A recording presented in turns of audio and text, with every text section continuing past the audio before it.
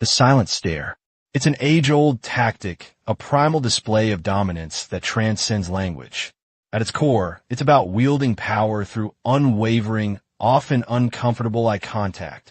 More than just looking, it involves a focused, intense gaze intended to unsettle, control, and ultimately intimidate the recipient. The power lies not just in the act itself, but in the violation of social norms surrounding eye contact. Normally, we engage in a dance of gazes. We make eye contact briefly, then look away to signal respect, disinterest, or simply to allow space for the other person.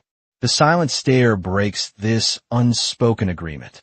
It holds the gaze for an extended period, often accompanied by a lack of other facial expressions, creating a void that the other person instinctively tries to fill, usually with discomfort or a feeling of being judged.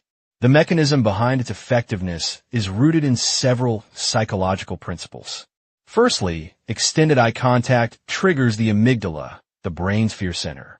This activates the fight or flight response, putting the recipient on edge and making them more susceptible to suggestion or coercion. This response is heightened by the ambiguity of the stare. Without verbal cues or other body language signals, the recipient is left to interpret the meaning of the gaze, often projecting their own anxieties and insecurities onto the situation. This creates a power imbalance. The starer controls the narrative by withholding information, forcing the other person to guess their intentions. Secondly, the silent stare asserts dominance by demonstrating a lack of concern for the other person's comfort. It signals a willingness to flout social rules and to impose one's will. This is particularly effective in hierarchical relationships or situations where power dynamics are already at play. Think of a stern head teacher confronting a misbehaving student or a police officer questioning a suspect. The unwavering gaze can break down resistance and elicit compliance. Consider this hypothetical scenario, a negotiation between two business partners. One, known for their sharp intellect and unwavering resolve, maintains a consistent, intense stare throughout the meeting, rarely blinking and offering minimal verbal responses. The other partner, more accustomed to collaborative dialogue, finds themselves increasingly flustered and anxious.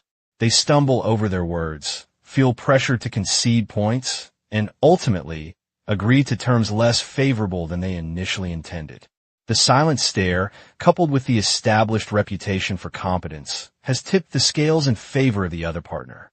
In contrast, think of a mother using the silent stare on her child. The unspoken disappointment or disapproval conveyed through a sustained gaze can be a powerful deterrent, especially when combined with a history of loving and supportive interactions. The child understands the implicit message, "I am disappointed in you, and I expect better."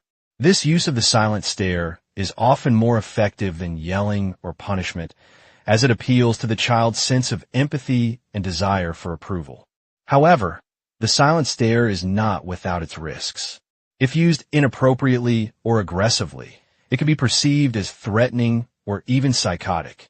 It can escalate tensions and lead to confrontation, especially if the recipient feels cornered or disrespected. Furthermore, its effectiveness diminishes if the starer lacks credibility or if their gaze appears unfocused or uncertain. The power lies in the conviction behind the eyes, not just the act of staring itself.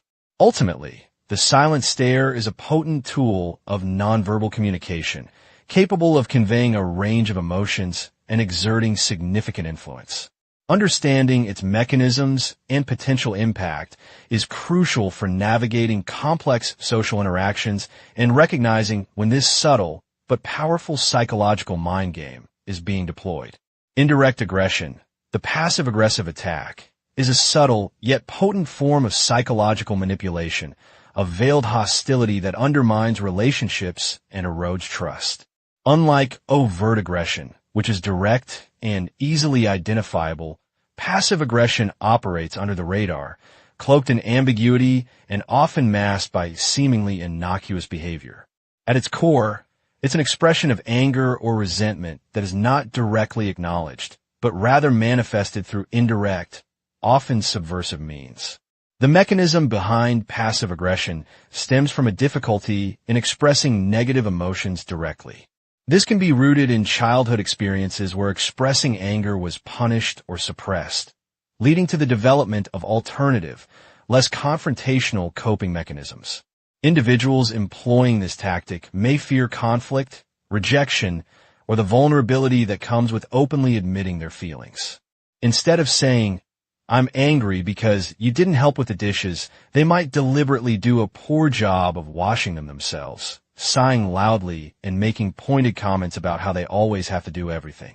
The motivations behind passive-aggressive behavior are complex and varied. Sometimes it's a power play, a way to exert control in situations where the individual feels powerless. Delaying tactics, such as procrastinating on a task requested by a superior, can be a subtle form of rebellion against perceived authority. Other times, it's a defense mechanism against feeling overwhelmed or inadequate. Sarcasm, another common tool, can deflect criticism and mask underlying insecurities. The sarcastic individual might make a cutting remark disguised as a joke, dismissing any negative reactions with a flippant "can't you take a joke?" Examples of passive aggression are plentiful in everyday life. Consider the colleague who consistently forgets to include someone on important emails, or the partner who agrees to do a chore, but does it so poorly that it needs to be redone. The friend who always arrives late to gatherings, offering a flimsy excuse while knowing it disrupts the plans, is another prime example. These actions, while seemingly minor, carry a significant emotional weight. They are designed to frustrate, irritate, and ultimately punish the target. The impact of passive-aggressive behavior can be devastating to relationships. The constant undercurrent of negativity erodes trust and creates a climate of anxiety and uncertainty. The target often feels confused and gaslight, unsure whether their perception of the situation is accurate. Because the aggression is indirect, it's difficult to address directly. Confronting the perpetrator often leads to denial, defensiveness, or accusations of being overly sensitive. This makes it challenging to resolve conflicts and fosters resentment on both sides. Over time, the constant emotional drain can lead to burnout, depression, and even the dissolution of the relationship. The insidious nature of passive aggression lies in its ability to slowly poison the well, leaving the target feeling confused, frustrated, and emotionally depleted, all while the perpetrator maintains plausible deniability. The lack of direct confrontation makes it exceptionally difficult to address and resolve, perpetuating a cycle of negativity and eroding the foundation of healthy communication. False equivalence, also known as comparing apples to oranges, is a cognitive distortion and a rhetorical device that attempts to create a semblance of logical connection between two or more things that are actually dissimilar and shouldn't be compared in the first place. It presents two vastly different concepts, situations, or objects as possessing the same value or significance, thus misleading the audience into believing a false or skewed conclusion. The core mechanism behind false equivalence lies in highlighting a superficial similarity between the disparate items while ignoring their fundamental differences. It's a manipulation that relies on the human tendency to seek patterns and connections, even where they don't genuinely exist. This can be achieved through selective presentation of facts, exaggerating minor similarities, or completely overlooking crucial distinctions. Essentially, it builds a bridge of perceived sameness where none structurally or logically exists. Consider this hypothetical scenario. A politician argues that regulating greenhouse gas emissions is just as detrimental to the economy as allowing widespread pollution. The argument hinges on the premise that both actions, regulation and inaction, have negative economic consequences. However, this comparison is deeply flawed. While regulation might incur immediate costs for businesses, uncontrolled pollution leads to long-term environmental degradation, public health crises, and potentially irreversible economic damage, far outweighing the initial investment in sustainable practices. The equivalence ignores the scale, scope, and long-term implications of each action, presenting a false choice between two unequal evils. Another common example is the comparison of violence in video games to violence in real life. Proponents of the argument might point to studies suggesting a correlation between playing violent video games and aggressive behavior. However, a correlation doesn't equal causation. A multitude of other factors, such as socioeconomic background, mental health, family dynamics, and exposure to real-world violence, contribute to aggressive behavior. To equate playing a virtual game with committing a real-world act of violence oversimplifies a complex issue and ignores the numerous confounding variables at play. The context, intention, and consequences are vastly different, rendering the comparison a false equivalence. The impact of false equivalence can be significant. It obscures meaningful discussions, impedes critical thinking, and allows misleading information to proliferate. In political discourse, it can be used to justify inaction on crucial issues or to promote harmful policies by framing them as equivalent to less desirable alternatives. In advertising, it can manipulate consumers into purchasing products by falsely equating them with higher quality or more reputable brands. In personal relationships, it can lead to misunderstandings and conflict as individuals fail to recognize the unique circumstances and perspectives of others. Recognizing false equivalence requires a keen eye for detail and a commitment to critical thinking. It demands questioning the underlying assumptions of any comparison and carefully evaluating the relevant differences between the things being compared. Ask yourself, are the similarities being emphasized superficial, while the differences are fundamental? Are the consequences of each option being accurately and fully represented? Is the context being considered? By engaging in this kind of rigorous analysis, you can inoculate yourself against the persuasive power of false equivalence and make more informed decisions based on sound reasoning and evidence. Remember, not all comparisons are created equal. The straw man fallacy, attacking a weak argument. It's a rhetorical sleight of hand, a deceptive tactic where, instead of grappling with a real argument being presented, you construct a distorted, weaker version of it. A straw man, easily knocked down and discredited. Think of it as a debate shortcut taken by those more interested in winning than in genuine understanding. The mechanism is subtle, often cloaked in the language of agreement or clarification. It begins with hearing an opposing viewpoint. Instead of dissecting its merits, you select a part, often a simplified or exaggerated element, and build a caricature around it. This caricature then becomes the target of your attack. The original, more nuanced argument is conveniently bypassed, leaving your audience with the impression that you've successfully refuted the core proposition when, in reality, you've only dismantled a flimsy imitation. Consider this hypothetical scenario. Person A argues for increased funding for public schools, citing improved student outcomes and societal benefits as potential results. Person B, instead of addressing the merits of this argument, might respond with, "So, you're saying we should throw endless amounts of money at schools with no accountability? You want to bankrupt the city and force everyone to pay exorbitant taxes just to fund failing institutions." See what happened? Person B hasn't engaged with the actual argument for improved education. They've constructed a straw man, the idea that person A wants limitless, unaccountable spending, bankrupting the city in the process. This extreme and easily refuted position bears little resemblance to person A's original, likely more reasonable, proposition. The appeal of the straw man fallacy lies in its ease of execution. It's often easier to dismantle a simplified, distorted version of an argument than to confront the complexities of the original. Furthermore, it can be a highly effective tool for swaying public opinion, particularly when dealing with complex or emotionally charged issues. Its impact can be devastating on productive dialogue. It fosters misunderstanding, polarization, and a breakdown of meaningful exchange. When individuals resort to attacking straw men, they effectively shut down the possibility of genuine engagement and mutual understanding. It prevents any true exploration of the original argument, as the focus shifts to demolishing the fabricated version.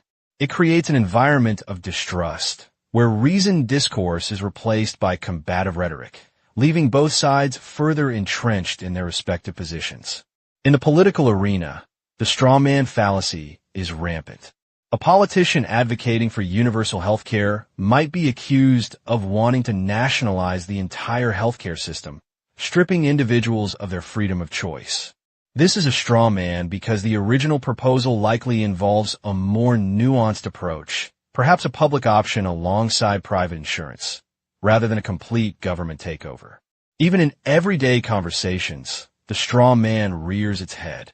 Someone suggesting we eat healthier might be met with the response, "So you want us to live on lettuce and tofu for the rest of our lives and never enjoy delicious food again?" This extreme interpretation completely misrepresents the original suggestion for moderate dietary improvements. Recognizing the straw man is crucial for navigating the treacherous waters of argumentation and debate. Look for instances where the opposing argument is presented in an overly simplified, exaggerated, or distorted manner.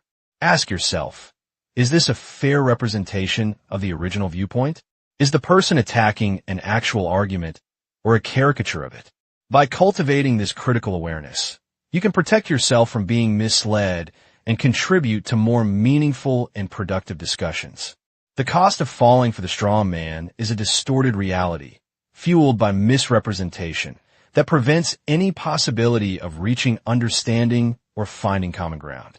Motivated reasoning, in its most insidious form, manifests as cherry-picking evidence. It's not simply about being biased.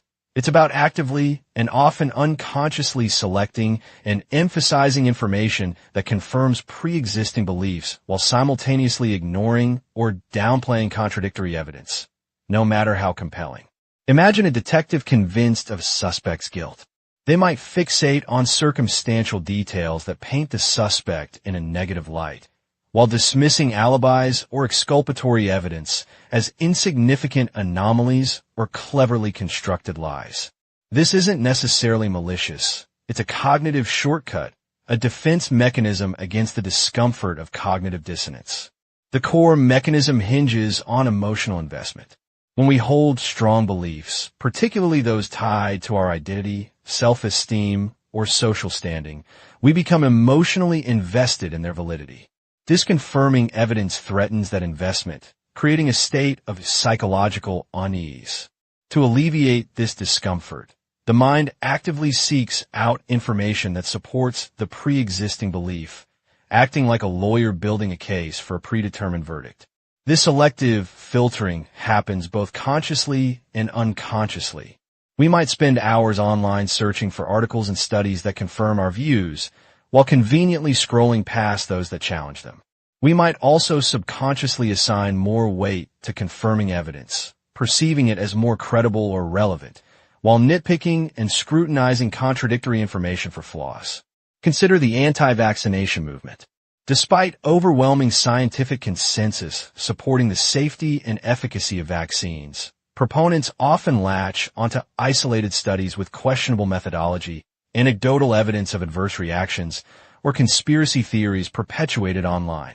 They meticulously dissect any pro-vaccine argument, highlighting perceived flaws or inconsistencies, while readily accepting any evidence that supports their pre-existing belief, regardless of its scientific validity. This isn't necessarily a lack of intelligence. It's motivated reasoning and action, driven by a deep-seated fear or distrust of the medical establishment, or a belief in personal autonomy over public health.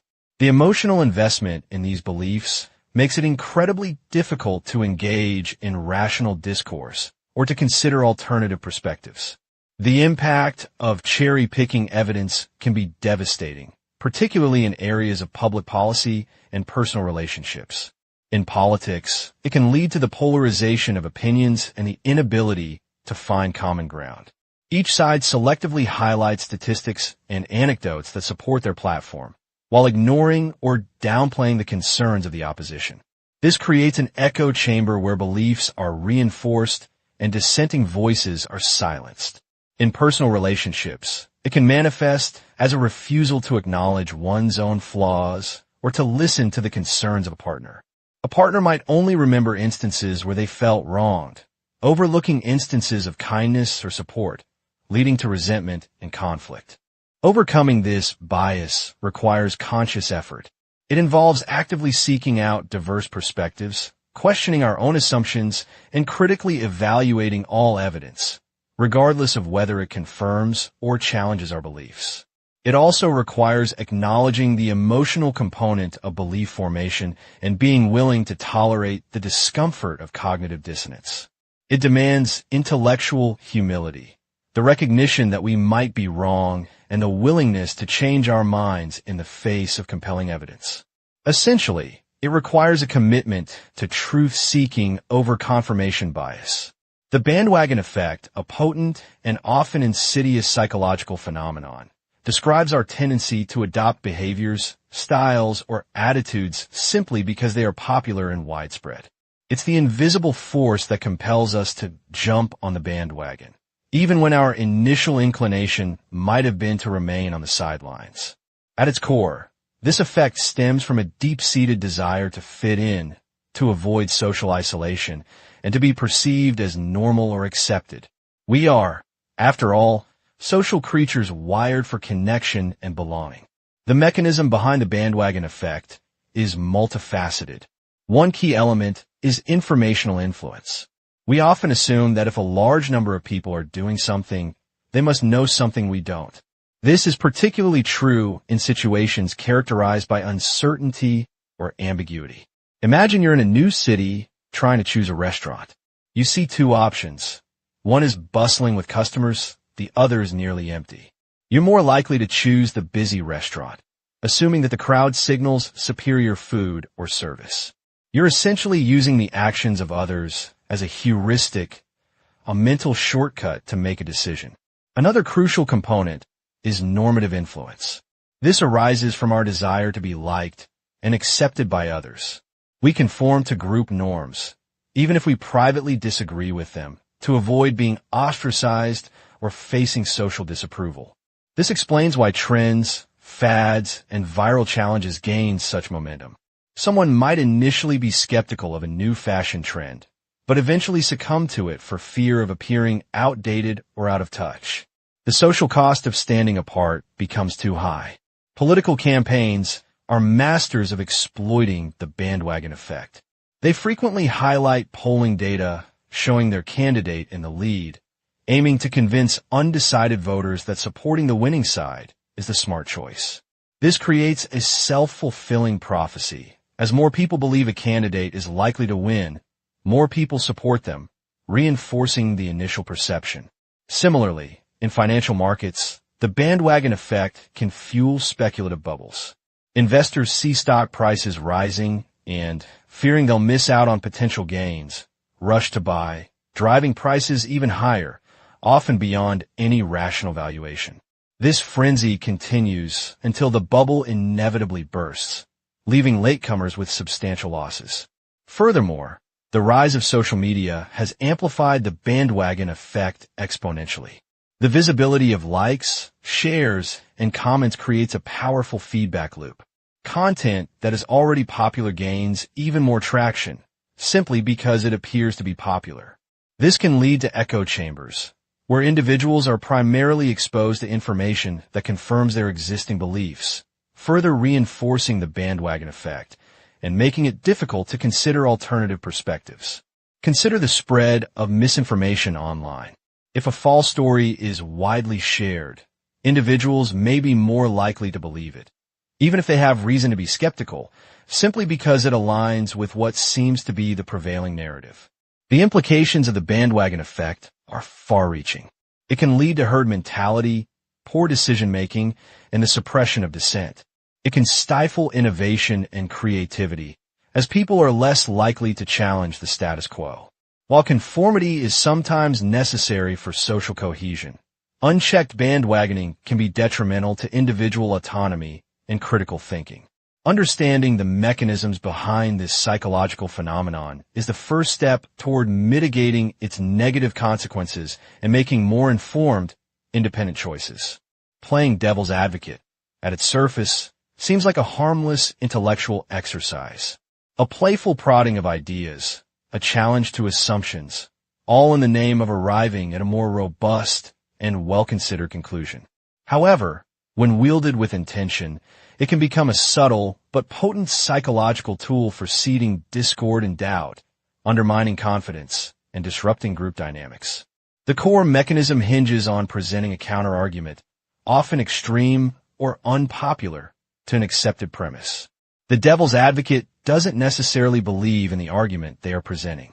Their purpose is to force others to defend their position, expose weaknesses in their reasoning, and ultimately, introduce uncertainty where it may not have existed before.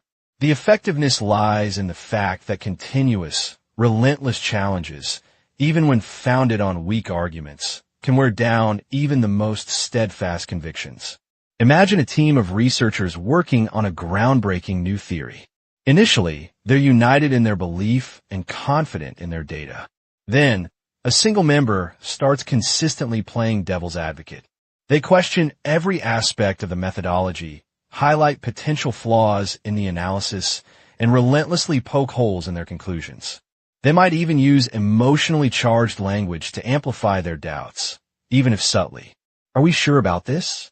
Because if we're wrong, the repercussions could be significant. Over time, this persistent negativity can erode the team's confidence, leading to internal conflicts, second-guessing, and a slowdown in progress. The initial sense of unity and shared purpose is replaced by anxiety and self-doubt. The impact is amplified when the devil's advocate is perceived as an authority figure or someone with expertise in a related field. Their skepticism carries more weight, making it harder to dismiss their challenges. Consider a senior executive constantly questioning the marketing team strategy. Even if the strategy is sound, the executive's persistent doubt, phrased as just playing devil's advocate, can instill fear and uncertainty, leading the team to abandon a potentially successful approach simply to avoid further scrutiny. This dynamic is particularly corrosive because it masks manipulative behavior under the guise of constructive criticism.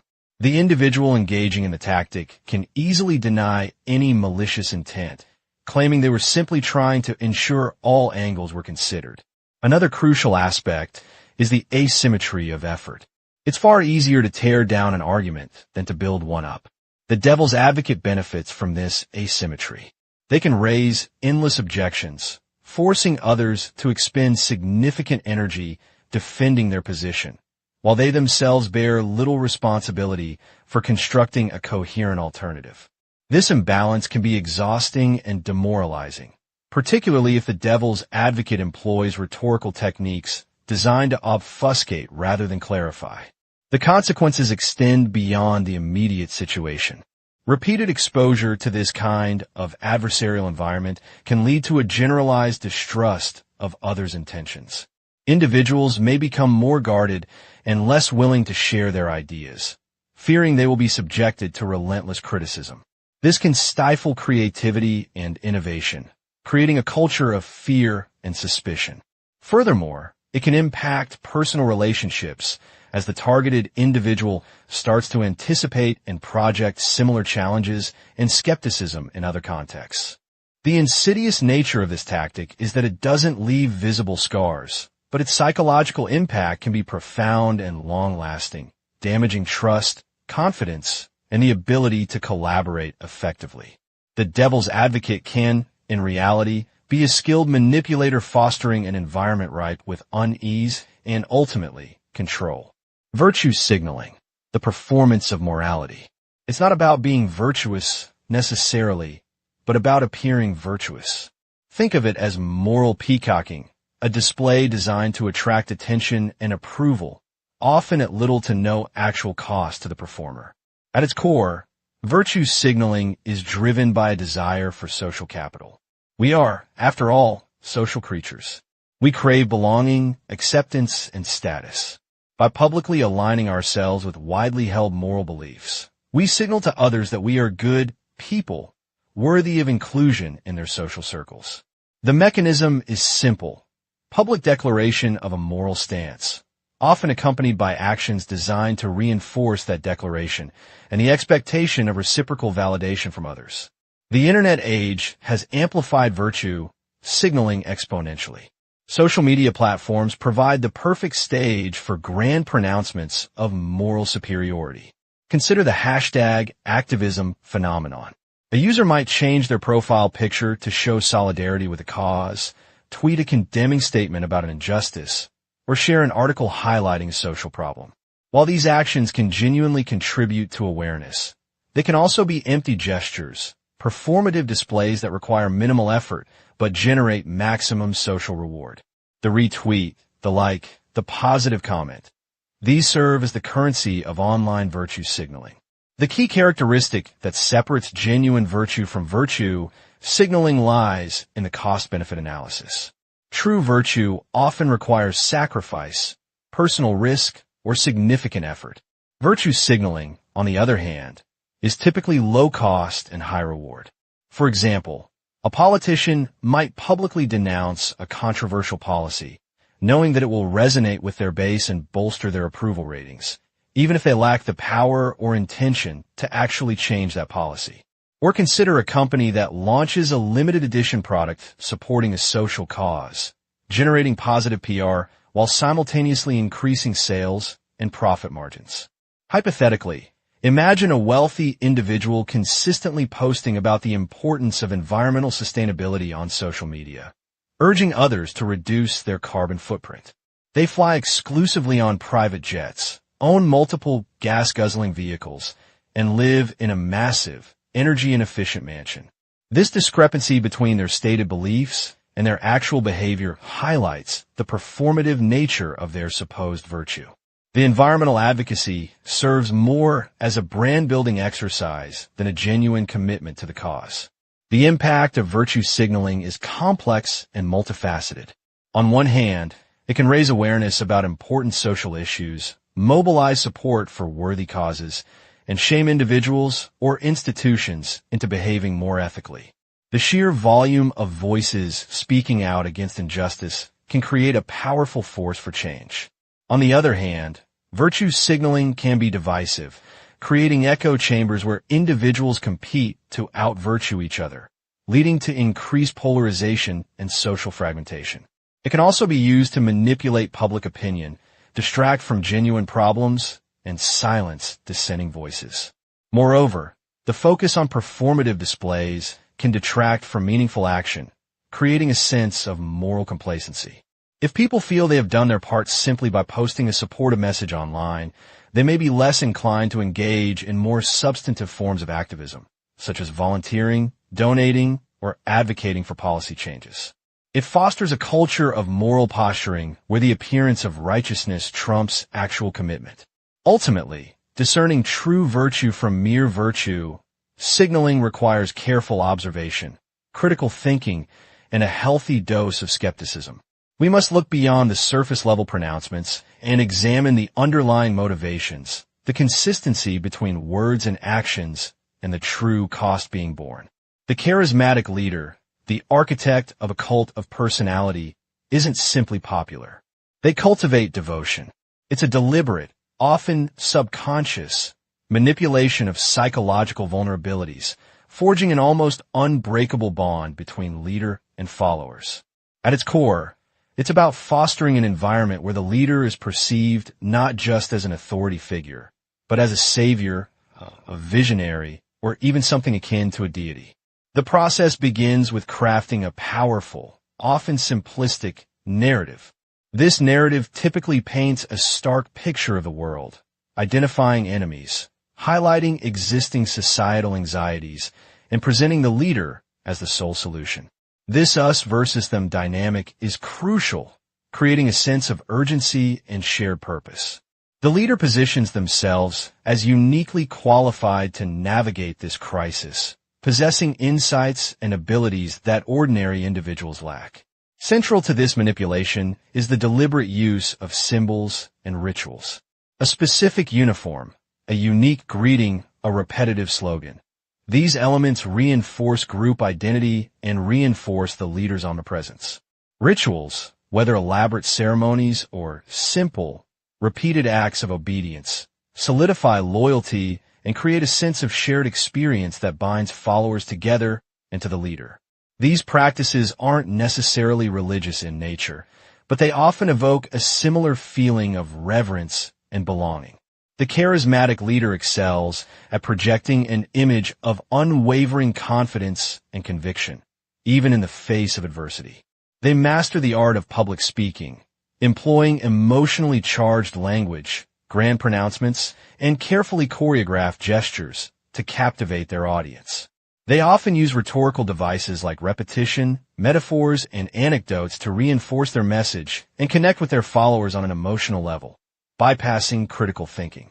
Another key element is the control of information. The charismatic leader often isolates their followers from dissenting opinions and external influences, creating an echo chamber where their narrative is constantly reinforced. This can involve controlling media access, suppressing criticism, and even physically isolating followers from family and friends who might question the leader's authority. This isolation fosters dependence and reinforces the perception of the leader as the sole source of truth. Consider the hypothetical example of a self-proclaimed spiritual guru who gains a following by claiming to possess ancient knowledge that can unlock hidden potential. They establish a secluded retreat, dress in distinctive robes, and preach a message of personal transformation through strict adherence to their teachings. Followers are encouraged to sever ties with their past lives, donate their possessions to the guru, and spend their days engaged in repetitive chants and rituals. Criticism is swiftly silenced, and any doubts are attributed to a lack of faith. The guru's pronouncements are treated as gospel, and their authority is absolute. The impact of a cult of personality can be devastating. Followers often sacrifice their autonomy, their finances, and even their lives in service of the leader's vision.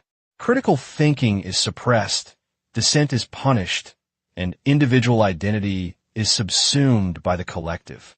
The result can be a dangerous and unstable social environment, ripe for exploitation and abuse. The charismatic leader, in their pursuit of power and adulation, can inflict profound and lasting damage on the lives of their followers and the wider community. Learned helplessness. It's not about being inherently weak or lacking resilience. It's about being systematically conditioned to believe you are. It's a psychological minefield, a subtle yet devastating form of manipulation where someone is trained to give up, to accept their fate, no matter how dire, because they've learned that their actions have no impact. Think of it like this. Imagine a dog in a cage. The experiment, conducted by psychologist Martin Seligman, involved administering electric shocks to the dog.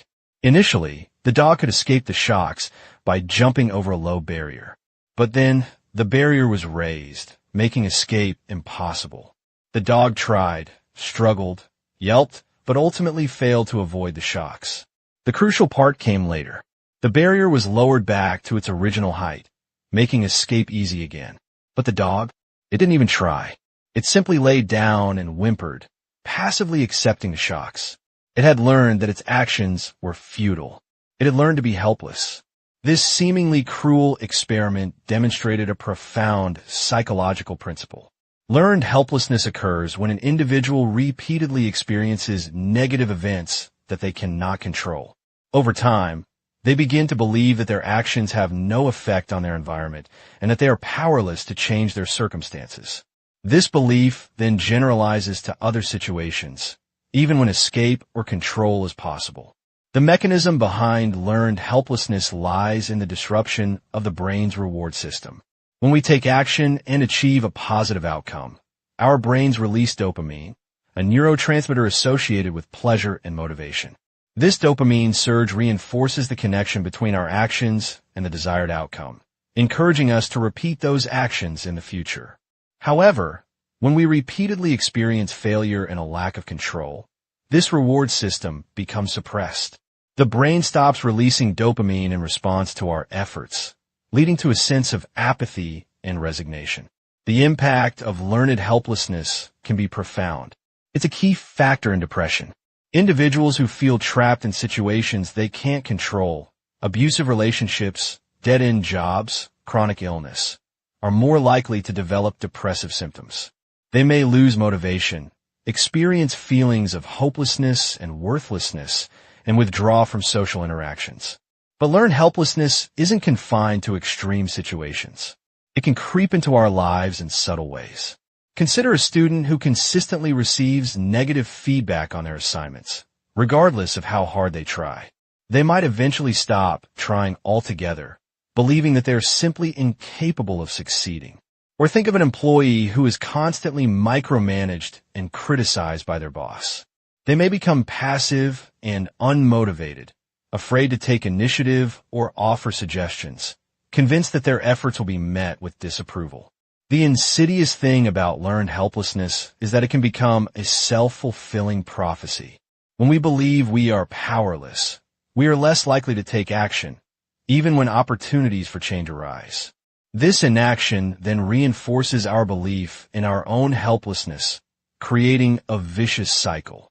Breaking free from learned helplessness requires a conscious effort to challenge our negative beliefs and regain a sense of control. It involves identifying the situations where we feel helpless and actively seeking out opportunities to experience success, no matter how small. It might mean setting achievable goals, practicing self-compassion, and seeking support from others. It also means recognizing when manipulative tactics are being used to induce this state and actively resisting the conditioning. It's about retraining the brain, reestablishing the connection between action and outcome, and reclaiming our power to shape our own lives. The Pygmalion effect, named after the Greek sculptor who fell in love with his own creation and willed it to life, usually refers to the power of positive expectations. But its shadow side, the negative Pygmalion effect or the golem effect, is a much more insidious manipulation, subtly chipping away at potential, stifling growth through the very act of diminishing belief. At its core, the negative Pygmalion effect operates on the principle that lowered expectations lead to lowered performance. It's a self-fulfilling prophecy in reverse, with a belief in someone's inadequacy, whether conscious or unconscious, translates into behaviors that actively hinder their success. Unlike outright sabotage, this is often more subtle, a pervasive undercurrent of doubt that erodes confidence and motivation. The mechanism is complex, playing out across multiple levels. First, there's the shift in input. When someone is perceived as less capable, they receive less challenging tasks, fewer opportunities for growth, and less mentoring. Think of a manager consistently assigning the least demanding projects to a particular employee, relegating them to routine tasks that offer no chance to stretch their skills. This restricted input inherently limits their ability to learn and improve. Next comes the change in output expectancy. If you believe someone is going to fail, you're less likely to invest in their success. This translates into less time spent providing constructive feedback, less patience when they struggle, and a general reluctance to support their development. Imagine a teacher who, based on a student's past performance or perceived social background, assumes they won't excel. The teacher may then provide less detailed explanations, avoid calling on them in class, and be less enthusiastic about their efforts, effectively communicating a lack of belief in their potential. This creates a toxic feedback loop. The lack of input and the lowered output expectancy, in turn, affect the individual's motivation and self-esteem. If someone is constantly told, implicitly or explicitly, that they are not good enough, they will eventually internalize that message. They may become less proactive, less willing to take risks, and less confident in their abilities, further reinforcing the negative expectations placed upon them. They might start exhibiting learned helplessness, giving up easily when faced with challenges, convinced that their efforts are futile. The impact can be devastating, especially on vulnerable individuals. Children in school, employees in the workplace, even individuals in relationships can all be victims of the negative Pygmalion effect. Consider a child repeatedly told they are not smart or not talented by their parents or teachers. Over time, this constant negativity can cripple their self-belief, leading to academic underachievement and a general lack of confidence in their abilities, shaping their entire future trajectory. The dangers of this effect are amplified when it becomes systemic. For instance, in certain professions or institutions, negative stereotypes about specific groups can lead to widespread underestimation of their potential. This can result in fewer opportunities, less support, and ultimately, lower performance, perpetuating a cycle of inequality and injustice. It's a subtle form of discrimination, masked as realistic assessment, but with far-reaching consequences. Ultimately, understanding the negative Pygmalion effect is crucial for fostering environments where everyone can thrive.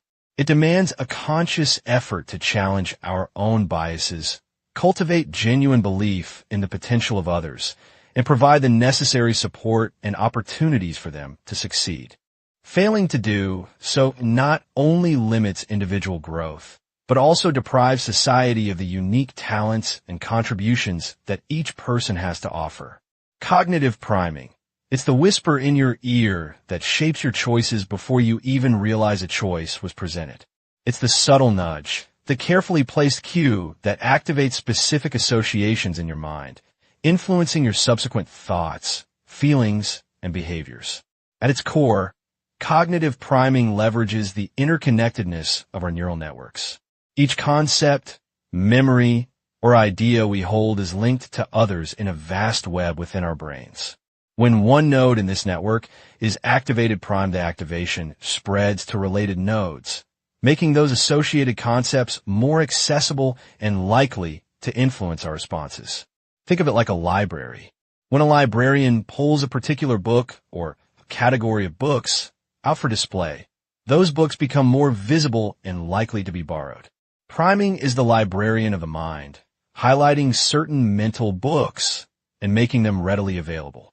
The mechanism is deceptively simple. Exposure to a stimulus, the prime, influences a subsequent, seemingly unrelated stimulus, the target.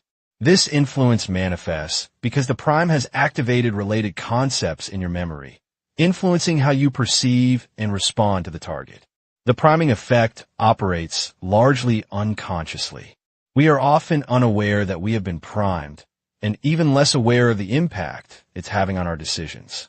Consider a classic experiment. Participants are briefly shown words related to the elderly, such as gray, bingo, or Florida. Afterward, they're timed walking down a hallway. Remarkably, those primed with elderly-related words tend to walk slower than those primed with neutral words. This happens without the participants consciously realizing they're walking slower, or even that they were exposed to the priming words. The elderly-related primes activated stereotypes and associations related to slowness, subtly influencing their gait. The applications and potential manipulations are vast. In marketing, priming is a powerful tool. Subtly associating a product with positive emotions, trustworthiness, or success can increase sales. For example, playing classical music in a wine store has been shown to increase purchases of more expensive wines. The classical music primes associations with sophistication and quality, subtly influencing purchasing decisions.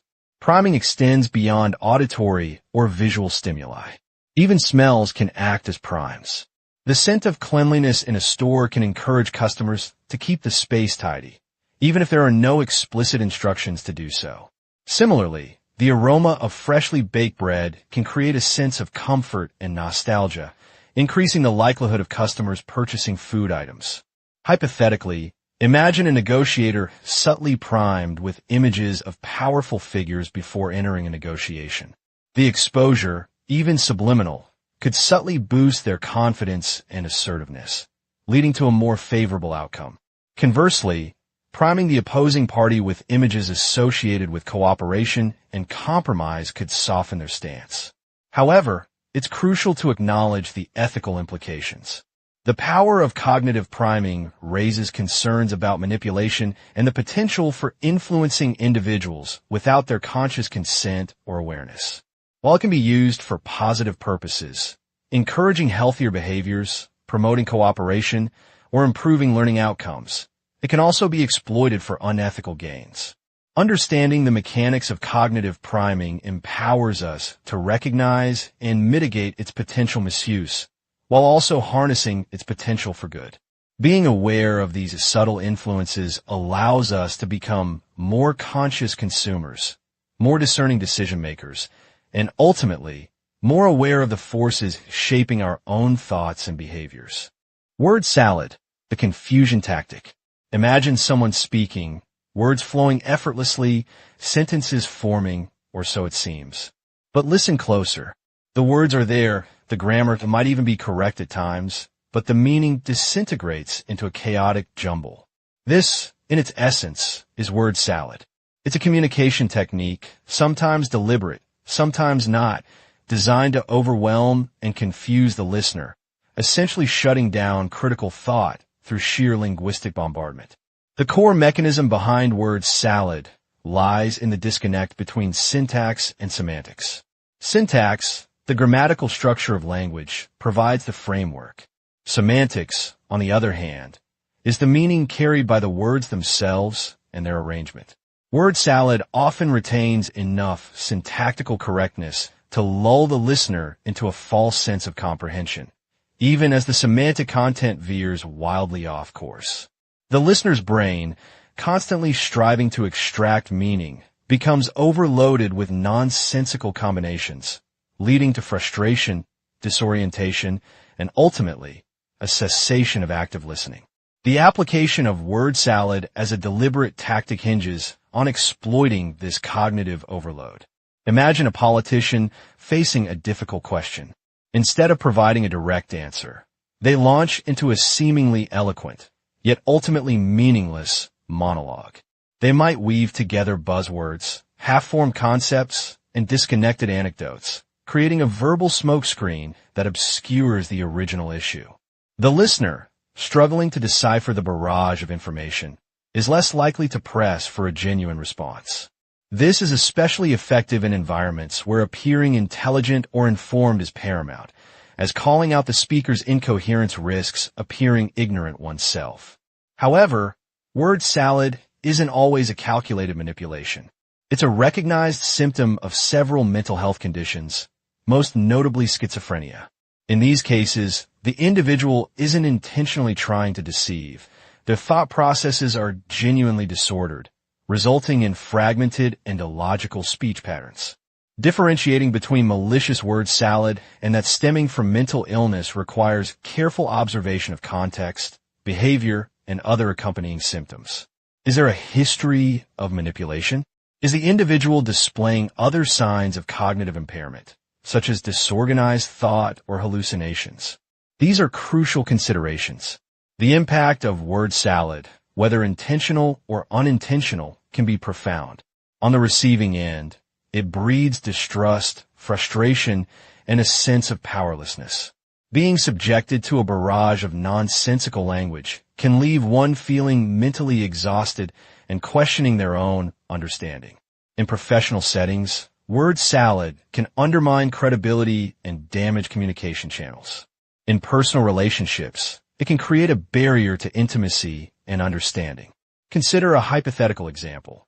A manager confronted about a failed project responds with, "Well, you see, the synergistic paradigms were clearly misaligned, leading to a cascade of suboptimal deliverables within the Q3 framework, notwithstanding the dynamic interplay of cross-functional stakeholders and the projected scalability of agile methodologies, impacting, of course, the overall bottom line regarding key performance indicators, which, as we all know, are crucial for maximizing shareholder value in a highly competitive landscape.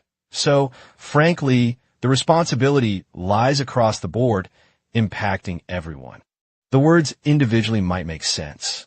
The syntax is relatively sound, but the collection of phrases conveys no clear explanation of the project's failure or assignment of responsibility.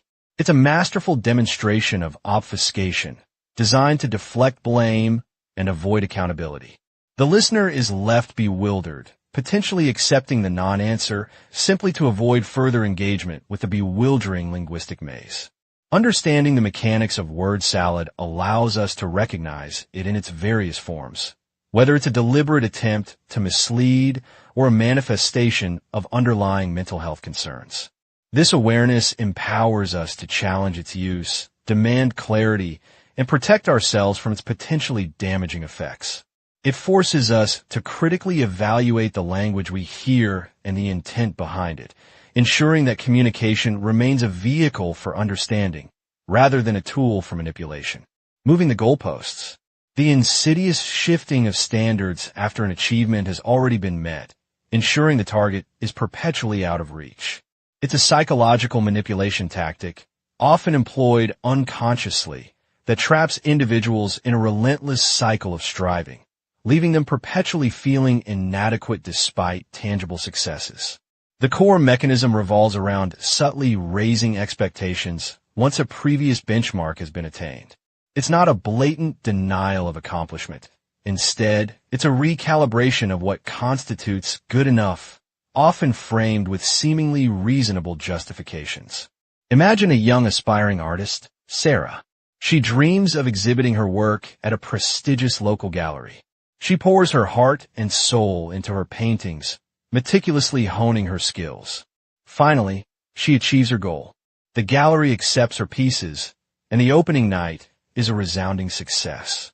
Friends, family, and art critics shower her with praise. However, instead of celebrating, Sarah finds herself riddled with anxiety. Her mentor, a well-meaning but unknowingly manipulative figure, remarks, "This is wonderful, Sarah, but to truly make a name for yourself, you need to exhibit at the national level. Local recognition is just a stepping stone." The goalposts have shifted. Sarah's initial victory, the culmination of years of effort, is now diminished, relegated to a mere preliminary step. The feeling of accomplishment is fleeting, replaced by the daunting prospect of an even more demanding objective. The problem with moving the goalposts isn't simply about setting ambitious goals. Healthy ambition is driven by internal motivation and a desire for personal growth. Moving the goalposts, on the other hand, is fueled by external validation and a fear of inadequacy. It hinges on an unspoken, often unconscious, belief that one is never truly there, never quite enough. This can manifest in various ways. In the workplace, a manager might commend an employee for exceeding their sales quota, only to immediately raise the quota for the next quarter, without any significant change in market conditions or resources. The employee is left feeling perpetually under pressure, regardless of their performance. In relationships, it could involve constantly criticizing a partner for minor flaws, even after they've made significant efforts to improve. A partner who initially expressed a desire for more romantic gestures might, after receiving them, then complain that the gestures aren't thoughtful enough or personal enough, essentially dismissing the efforts already made. The impact of this tactic is profound. It erodes self-esteem, fuels anxiety and depression, and can lead to burnout. Individuals trapped in this cycle struggle to derive genuine satisfaction from their achievements because the finish line is constantly being pushed further away. They internalize the message that their efforts are never quite sufficient, fostering a deep-seated sense of worthlessness. The constant striving becomes a source of stress, not joy. Furthermore, moving the goalposts creates a power dynamic. The person shifting the goalposts maintains control by setting the standards and judging the individual's performance against those ever-changing standards. This can be particularly damaging in hierarchical relationships, such as parent-child or employer-employee dynamics. Breaking free from this cycle requires recognizing the pattern. It involves consciously evaluating whether the new expectations are reasonable and achievable, or if they're simply a manifestation of someone else's, or one's own internalized insecurities.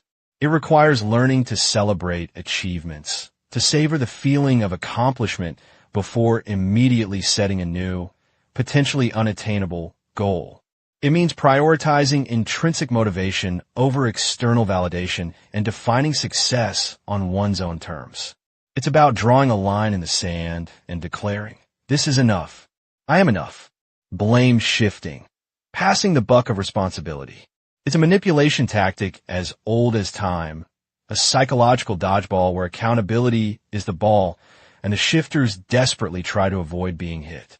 At its core, blame shifting is the art of redirecting responsibility for a mistake, failure, or undesirable outcome onto someone else, regardless of whether that someone else is actually at fault. It's not merely denying responsibility. It's actively transferring it. The mechanism behind blame shifting is often complex and layered with self-preservation instincts. Fear of punishment, social disapproval, or damage to one's self-image fuels the urge to deflect blame. Sometimes it's a conscious, calculated strategy. Other times, it's a more subconscious defense mechanism, a knee-jerk reaction designed to protect the ego. Regardless of the intent, the effect remains the same. Someone else bears the burden. Several techniques are employed in the blame shifter's arsenal.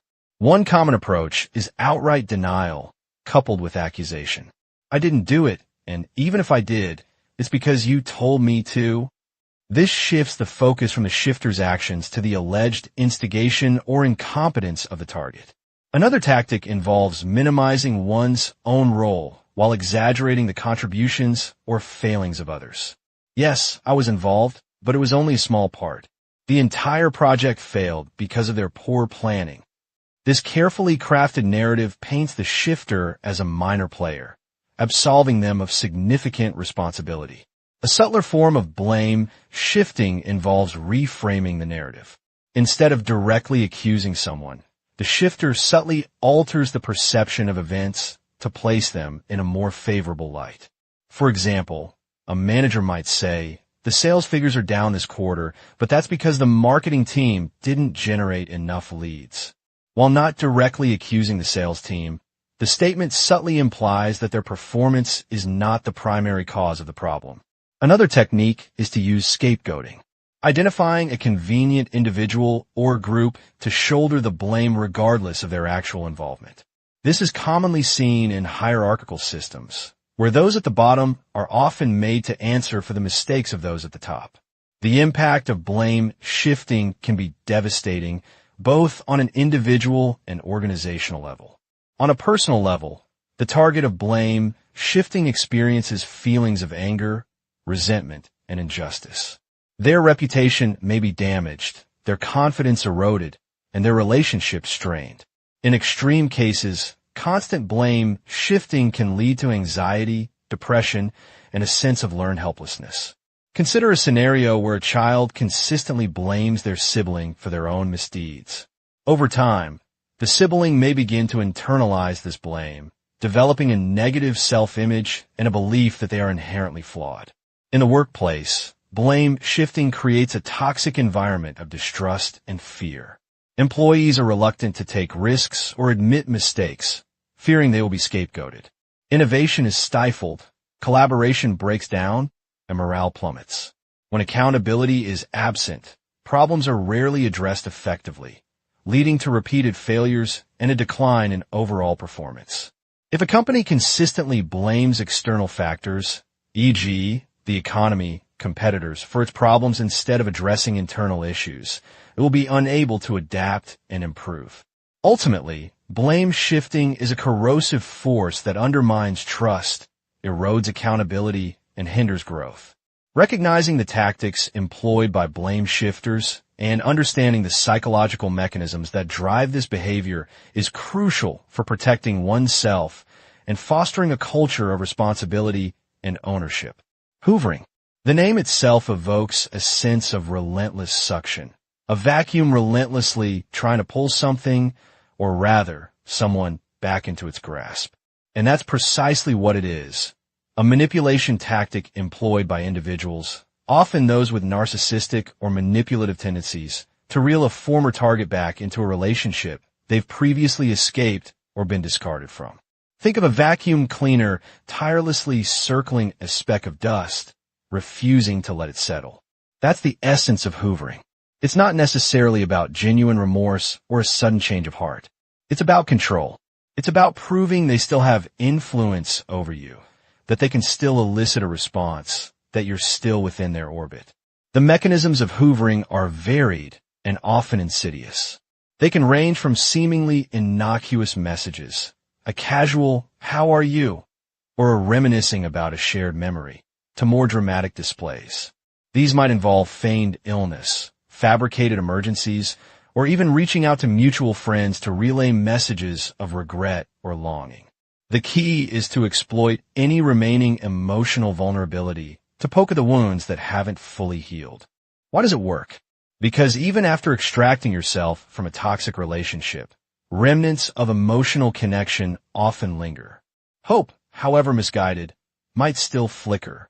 The victim might remember the good times, downplaying the abuse or trauma they endured. They might feel guilt, believing they somehow contributed to the relationship's demise. Hoovering preys on this vulnerability. Imagine this scenario. Sarah finally breaks free from a relationship with Mark, a man who consistently undermined her confidence and isolated her from her friends. After months of agonizing self-doubt and emotional manipulation, she manages to cut contact. She starts rebuilding her life, rediscovering her passions, and reconnecting with loved ones. Just as she starts to feel a sense of normalcy, a text message arrives. "I know I messed up, Sarah. I've been going to therapy. I'm a changed man. Can we just talk?" This is classic hoovering. Mark is attempting to re-establish contact, to exploit Sarah's potential empathy and hope for reconciliation. Another example might be a situation where someone threatens self-harm if the target doesn't return. This is an extremely manipulative and dangerous form of hoovering, leveraging the victim's fear and sense of responsibility. Or perhaps the abuser begins spreading rumors and lies about the target, aiming to damage their reputation and isolate them, making them more vulnerable and likely to seek solace, however misguided, in the arms of their abuser. The impact of successful hoovering can be devastating. It throws the victim back into the cycle of abuse, reinforcing the manipulator's control and eroding their self-worth. It can undo months, even years, of healing and self-discovery. Each successful hoovering attempt strengthens the abuser's belief in their power and makes it even harder for the victim to break free in the future. It is a reinforcement of the victim's belief that they are somehow responsible or that they can fix the abuser, a dangerous illusion that perpetuates the cycle. Recognizing hoovering is the first step in resisting it. Understanding that these attempts at contact are not driven by genuine remorse, but by a desire for control is crucial. Setting firm boundaries, cutting off all communication, and seeking support from friends, family, or a therapist are essential strategies for protecting yourself and maintaining your hard-won freedom. Consider a romantic relationship as a prime example. An individual, perhaps with a history of infidelity or commitment issues, might declare they've changed, promising marriage, a house in the suburbs, and children. They might even go into excruciating detail, describing the nursery decor or the kind of dog they'll get. This elaborate fantasy isn't intended as a genuine expression of future intention. Instead, it's a tactical play designed to dissuade the other person from leaving or from demanding actual behavioral change in the present. It offers the illusion of security and progress while allowing the manipulator to continue their problematic behaviors unchecked. The impact of future faking can be devastating. It creates a profound sense of betrayal and disillusionment when the promised future inevitably fails to materialize. The victim may have made significant sacrifices based on these false promises, investing emotional energy, time, and even financial resources into a relationship or situation that was fundamentally fraudulent. They might have turned down other opportunities, isolated themselves from supportive relationships, or compromised their own values in anticipation of the promised future. The insidious nature of future faking lies in its ability to erode the victim's sense of reality. Over time, the disparity between the idealized future and the bleak present can create cognitive dissonance, leading the victim to question their own perceptions and judgment. They might rationalize the manipulator's behavior, clinging to the hope that the promised future is still attainable, even in the face of mounting evidence to the contrary. This can create a cycle of dependency and manipulation, where the victim remains trapped in the relationship, desperately seeking validation and reassurance that never comes. Future faking isn't limited to romantic relationships. It can occur in professional settings, where a boss might promise a promotion or a raise that never materializes, or in familial relationships, where a parent might promise financial assistance or emotional support that is consistently withheld. The common thread is the use of future promises as a tool to control and manipulate another person's behavior in the present. The promises act as dangling carrots, keeping the victim engaged and compliant, while the manipulator avoids accountability for their actions. Recognizing the pattern of future faking is crucial for protecting oneself from its damaging consequences. It demands a careful assessment of behavior versus words, and a willingness to confront the painful reality that the promised future may be nothing more than a carefully constructed illusion. Gaslighting and memory manipulation represent a particularly insidious form of psychological abuse. It's not simply about lying. It's about systematically eroding a person's grasp on reality, making them question their sanity and their ability to trust their own memories. The ultimate goal is control, achieved by destabilizing the victim's self-perception. At its core, gaslighting involves a persistent denial of the victim's experiences. It starts subtly, perhaps with the abuser dismissing their feelings. You're overreacting, or you're too sensitive. This seeds doubt. Over time, the gaslighter escalates, actively denying things that happened, distorting events, and outright fabricating incidents. They might say, "That never happened," even when confronted with undeniable proof, or claim, "You're remembering it wrong." The mechanism behind this manipulation is multi-layered. Firstly, the gaslighter isolates the victim, often subtly discouraging them from seeking external validation. This could involve creating conflict with friends and family, poisoning relationships with gossip, or simply monopolizing their time, making it difficult for the victim to maintain outside perspectives. Isolated, the victim becomes increasingly reliant on the gaslighter's version of reality. Secondly, gaslighting leverages the victim's inherent desire to believe and trust. Most people enter relationships with a baseline assumption of good faith. The gaslighter exploits this, initially presenting themselves as reasonable and trustworthy. This makes the victim more likely to accept their subtle distortions, especially if the gaslighter frames their narrative as being for your own good. Memory manipulation is the sharpest edge of gaslighting. It goes beyond simply denying an event. It actively replaces the victim's memory with a false one. For example, imagine someone confides in their partner about a past trauma. A gaslighting partner might initially feign empathy, but then subtly begin to plant seeds of doubt about the accuracy of the victim's recollection. "Are you sure that's how it happened? You were so young. Your memory could be unreliable." Over time, they might introduce alternative, self-serving narratives, effectively rewriting the victim's personal history. Maybe you misinterpreted his intentions, or perhaps you're exaggerating the severity of the situation. A hypothetical, but illustrative example. A woman, Sarah, is consistently told by her husband, Mark, that she forgets things. He misplaces her keys, then insists she was the one who put them there. He makes plans and then denies making them, making Sarah feel confused and unreliable. He'll say things like, "You're always losing things. I have to take care of everything." Then, Mark begins to subtly alter Sarah's memories of past events, claiming she acted irrationally at a party, even though she has a clear recollection of being calm and collected. He might even involve other people, asking them leading questions designed to reinforce his fabricated version of events.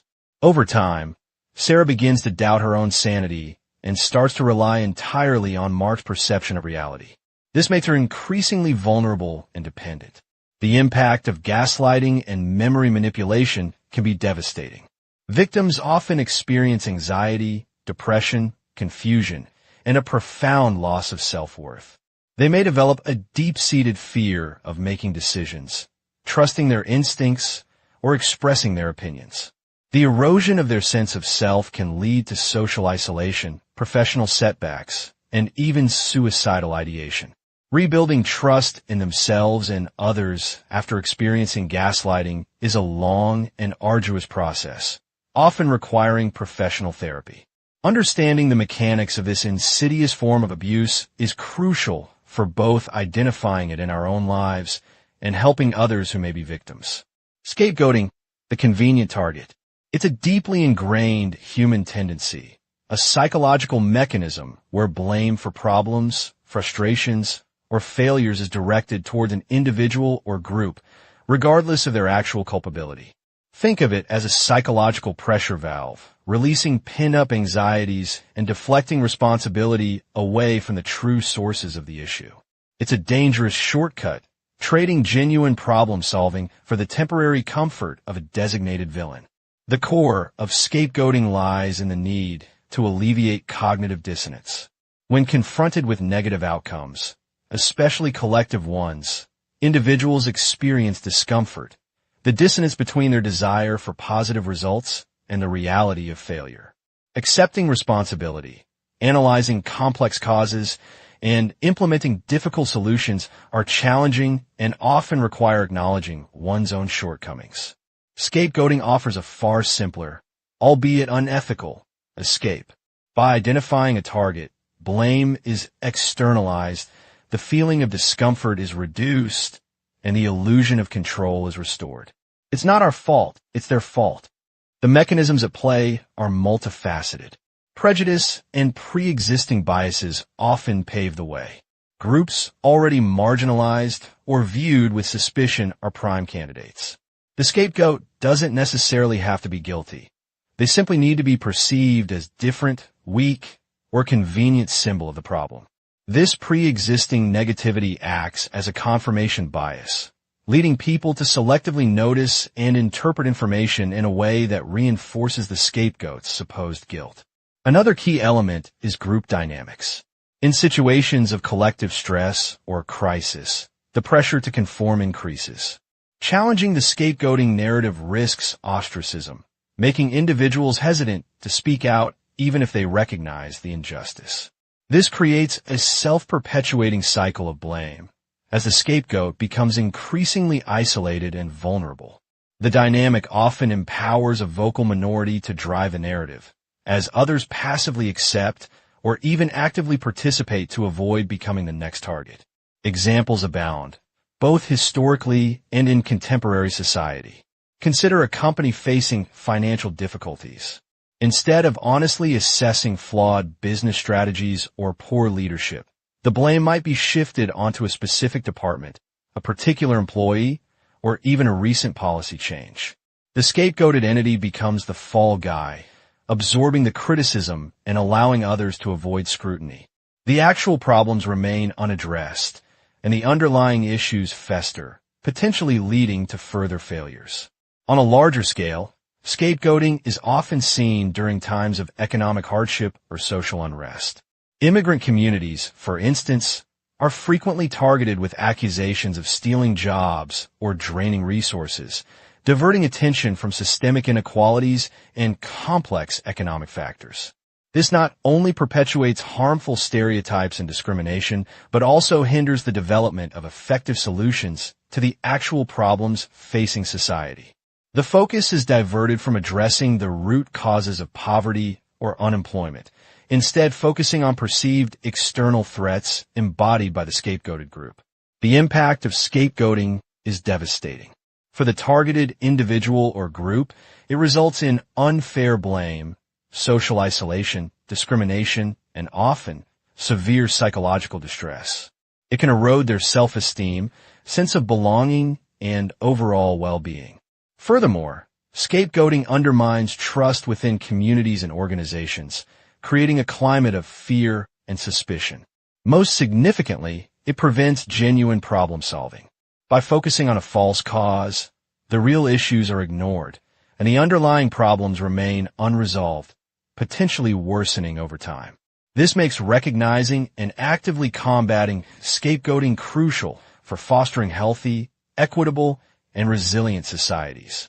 Creating a false sense of urgency, often referred to as the pressure cooker, is a potent psychological manipulation technique that preys on our innate aversion to loss and desire for gain. It involves artificially inflating the perceived importance of immediate action, overriding rational decision-making processes, and coercing individuals into making choices they might otherwise reconsider. At its core, the pressure cooker exploits the principles of scarcity and loss aversion. Scarcity suggests that things perceived as limited become more desirable. Loss aversion, a cornerstone of behavioral economics, highlights the fact that we feel the pain of a loss more intensely than the pleasure of an equivalent gain. When these two forces converge under the banner of act now or miss out, the psychological pressure can be immense. The mechanism of the pressure cooker typically unfolds in several predictable stages. First, the manipulator creates a perceived limited window of opportunity. This can manifest as a limited time offer, a dwindling supply, or a threat of imminent price increase. Phrases like limited stock available, offer ends tonight, or prices rising soon are classic indicators. Second, the manipulator amplifies the potential negative consequences of an action. They paint a vivid picture of what the target will lose if they fail to act immediately.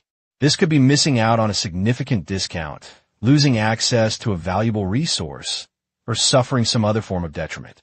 The emphasis shifts from the potential gain of acting to the potential loss of not acting.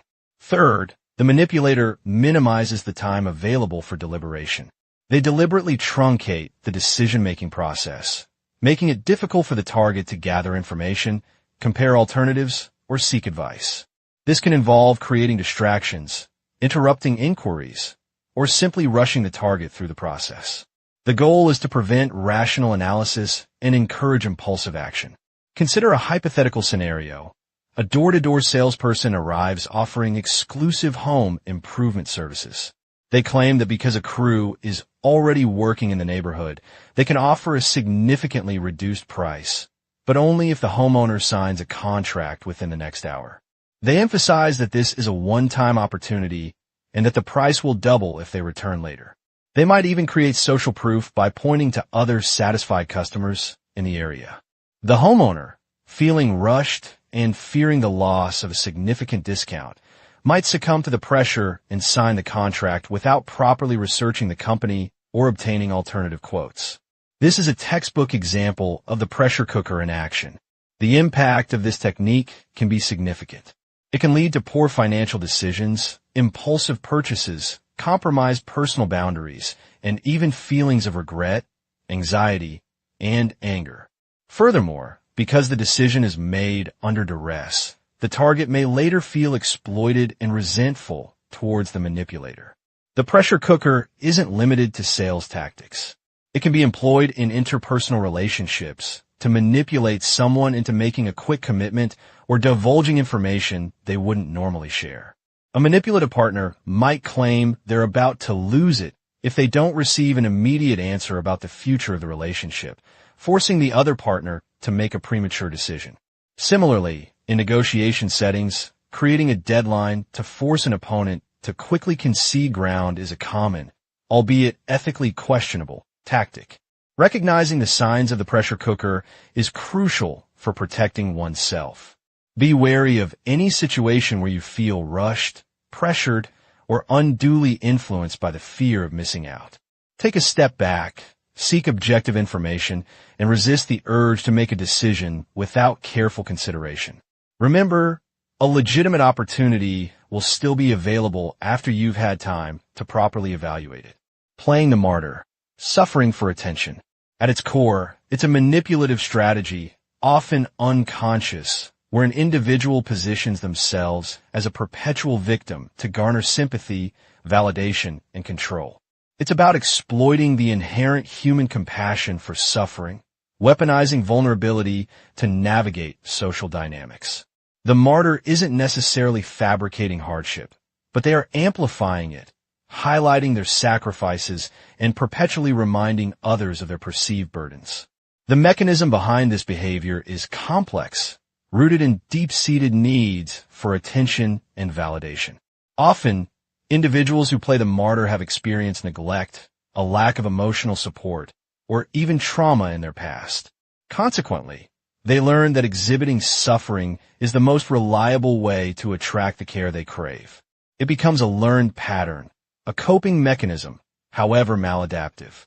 Think of the office worker, Sarah, who constantly laments about her overflowing workload. While everyone is busy, Sarah goes above and beyond to showcase her exhaustion, making sure everyone knows she stayed late, skipped lunch, and is single-handedly keeping the department afloat. She might accept additional tasks, not out of genuine altruism, but to further solidify her position as the indispensable, suffering employee. This isn't about efficient work. It's about theatrical performance, designed to elicit praise and acknowledgement. Or consider a parent who constantly reminds their children of all the sacrifices they've made. I gave up my dreams for you. Or after all I've done, this is how you repay me? These phrases are not simply expressions of frustration. They are calculated attempts to instill guilt and control behavior.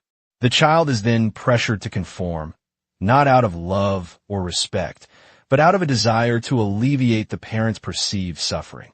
The martyr parent effectively weaponizes their past choices to manipulate the present. The martyr often displays a selective memory, focusing on past injustices and perceived slights while conveniently forgetting any positive experiences or support they received. They might exaggerate the severity of their problems, blowing minor inconveniences out of proportion to maintain their victim status.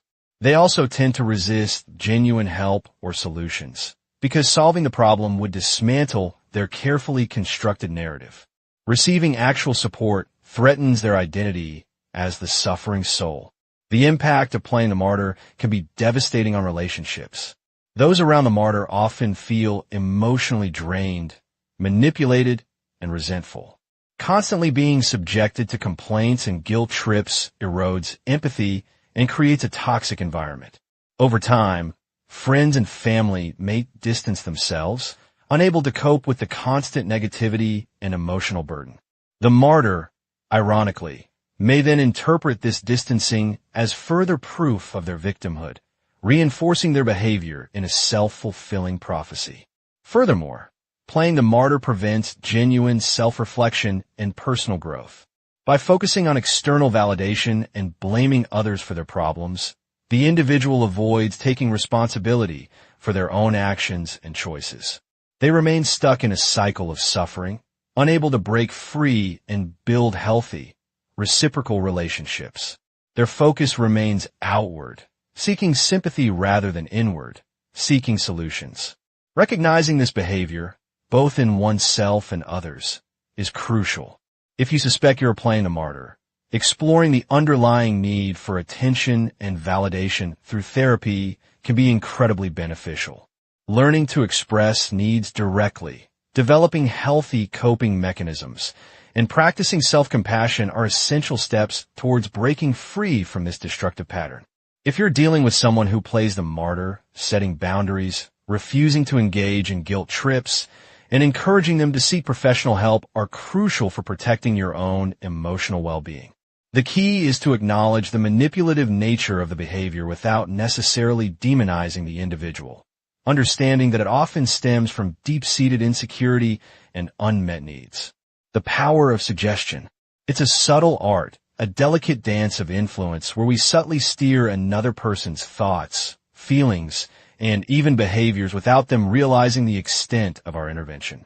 Think of it as planting a seed in fertile ground, the seed of an idea, a belief, or desire.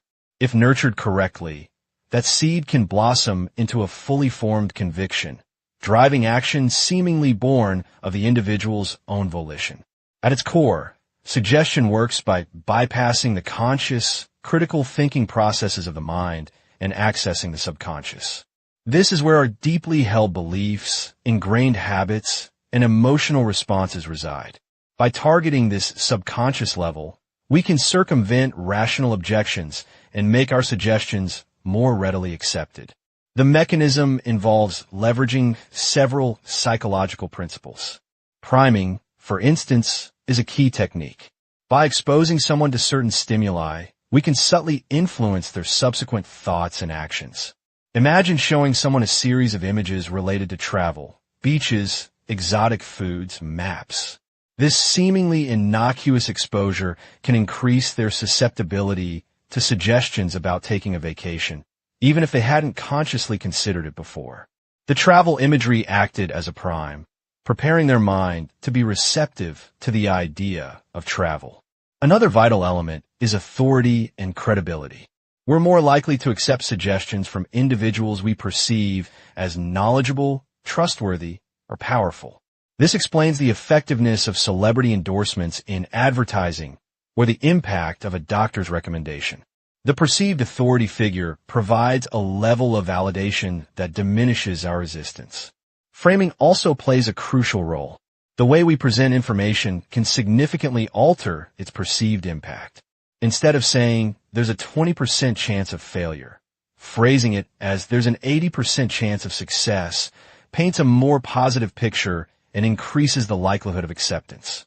The underlying information remains the same, but the framing influences our emotional response and our willingness to embrace the proposition. Real-world examples of suggestion are abundant. Consider the placebo effect in medicine. Patients who believe they're receiving a real treatment, even if they're only given a sugar pill, often experience genuine improvements in their condition. This isn't merely wishful thinking.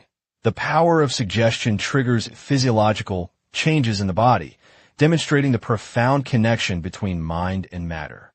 In marketing, suggestion is a cornerstone technique.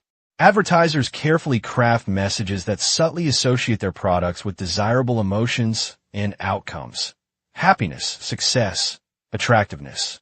They might not explicitly state that their product will make you happier, but the imagery and storytelling subtly plant that seed in your mind.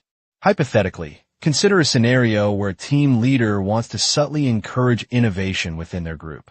Instead of directly ordering people to be more creative, they might start by decorating the office space with inspiring artwork and quotes from famous innovators. They might also share articles and podcasts about groundbreaking discoveries during team meetings.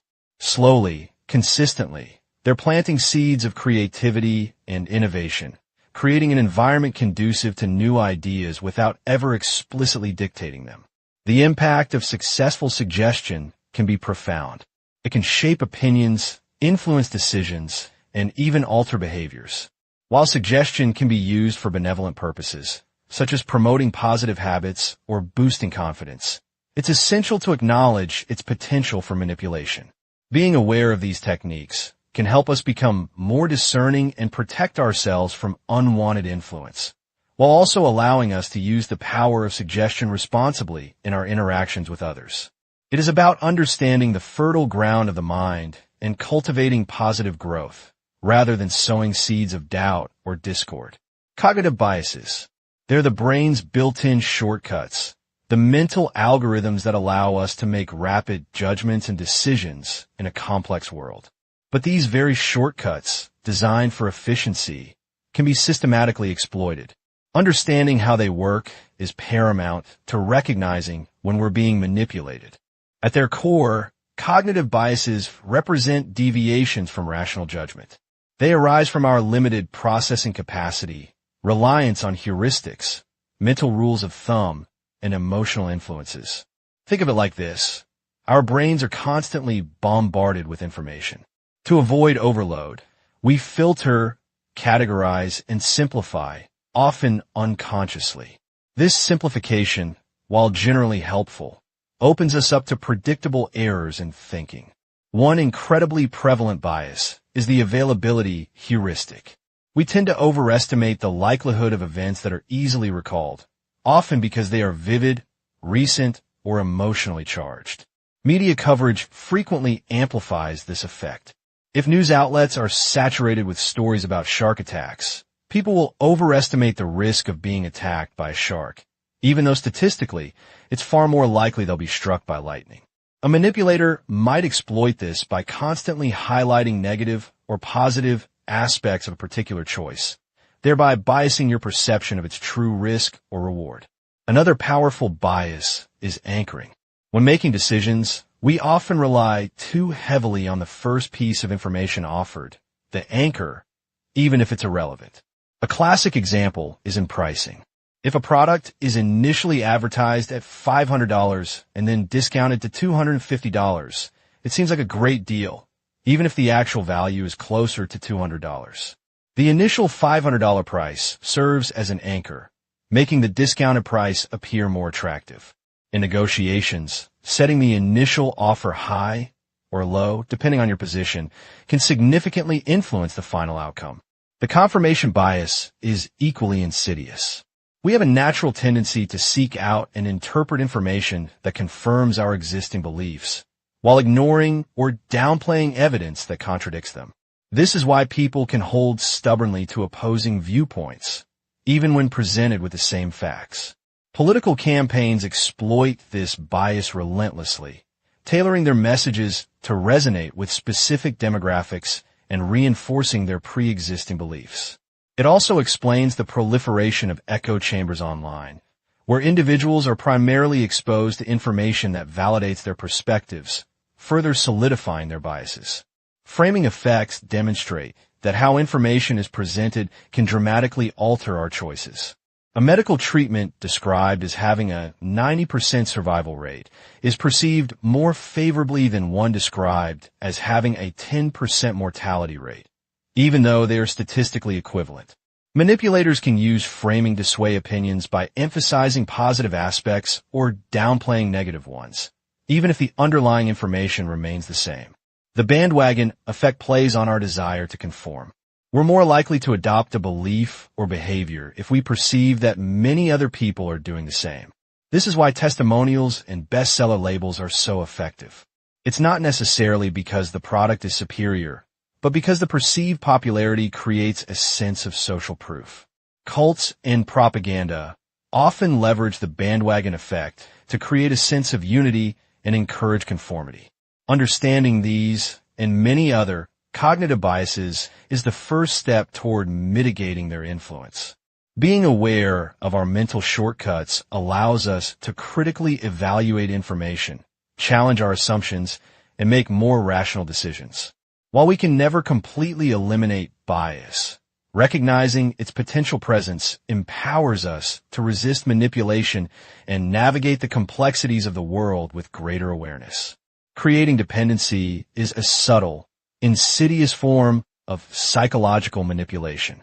It's the art of weaving a web where another person comes to rely on you, not for genuine support and reciprocal care, but for validation, resources, or even their basic sense of self-worth. The manipulator, the puppet master, strategically positions themselves as indispensable, slowly eroding the target's autonomy and self-sufficiency. At its core, creating dependency relies on exploiting vulnerabilities. These vulnerabilities might stem from insecurity, past trauma, a lack of self-esteem, or even simple naivete. The manipulator identifies these weaknesses and then carefully constructs a narrative where they're the only ones who can truly understand, protect, or provide what the target needs. The mechanisms employed are varied and often masked by seemingly benevolent actions. One common tactic is overhelping. Instead of empowering someone to solve their own problems, the manipulator swoops in to fix everything, effectively disabling the target's ability to learn and grow. For example, a controlling parent might constantly do their adult child's laundry, manage their finances, and make their decisions, ostensibly to help, but ultimately preventing them from developing independent living skills. Another key strategy is withholding resources or affection. This can be done subtly, through conditional approval or strategically timed silences. The target learns that their access to emotional support, financial security, or even basic necessities is contingent on pleasing the manipulator. This creates a climate of constant anxiety and a desperate need for the manipulator's approval. Imagine a partner who consistently withdraws affection after disagreements, making the other partner feel they need to constantly walk on eggshells to maintain the relationship. Gaslighting, a common tool in the manipulator's arsenal, further reinforces dependency. By distorting reality, questioning the target's memory and sanity, the manipulator undermines their confidence in their own perceptions. This makes the target increasingly reliant on the manipulator's version of events, solidifying their control. You're imagining things, or that never happened, repeated enough, can lead someone to doubt their own sanity and turn to the manipulator for clarity. The impact of created dependency is profound. The target experiences a gradual erosion of their self-esteem and autonomy.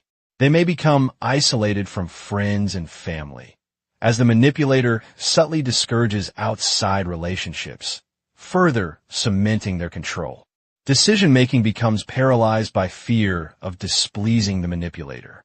Over time, the target's sense of self becomes intertwined with the manipulator's approval, creating a profound sense of powerlessness. Hypothetically, consider a workplace scenario. A new employee, eager to impress, is quickly taken under the wing of a seemingly experienced colleague. The colleague readily offers help, handling complex tasks and protecting the new employee from criticism. Initially, this seems like a blessing. However, the colleague begins to subtly undermine the new employee's confidence, pointing out minor flaws and making them question their abilities. Soon, the new employee is completely reliant on the colleague for guidance and validation, even for simple tasks. The colleague then uses this dependency to manipulate the new employee, assigning them unwanted tasks and taking credit for their work. The new employee, fearing disapproval and feeling incapable of independent action, complies without question. They have effectively become a puppet on the colleague's strings. Breaking free from this type of dependency requires recognizing the pattern of manipulation, rebuilding self-esteem, and establishing clear boundaries. It is a challenging process, often requiring external support from therapists or trusted friends and family, as the grip of the puppet master can be incredibly strong and deeply ingrained. Pathological lying, also known as mythomania or pseudologia fantastica, isn't just an occasional white lie to spare someone's feelings. It's a chronic behavior characterized by compulsive lying, often without a clear external motivation or benefit. These aren't calculated deceptions for personal gain in the traditional sense.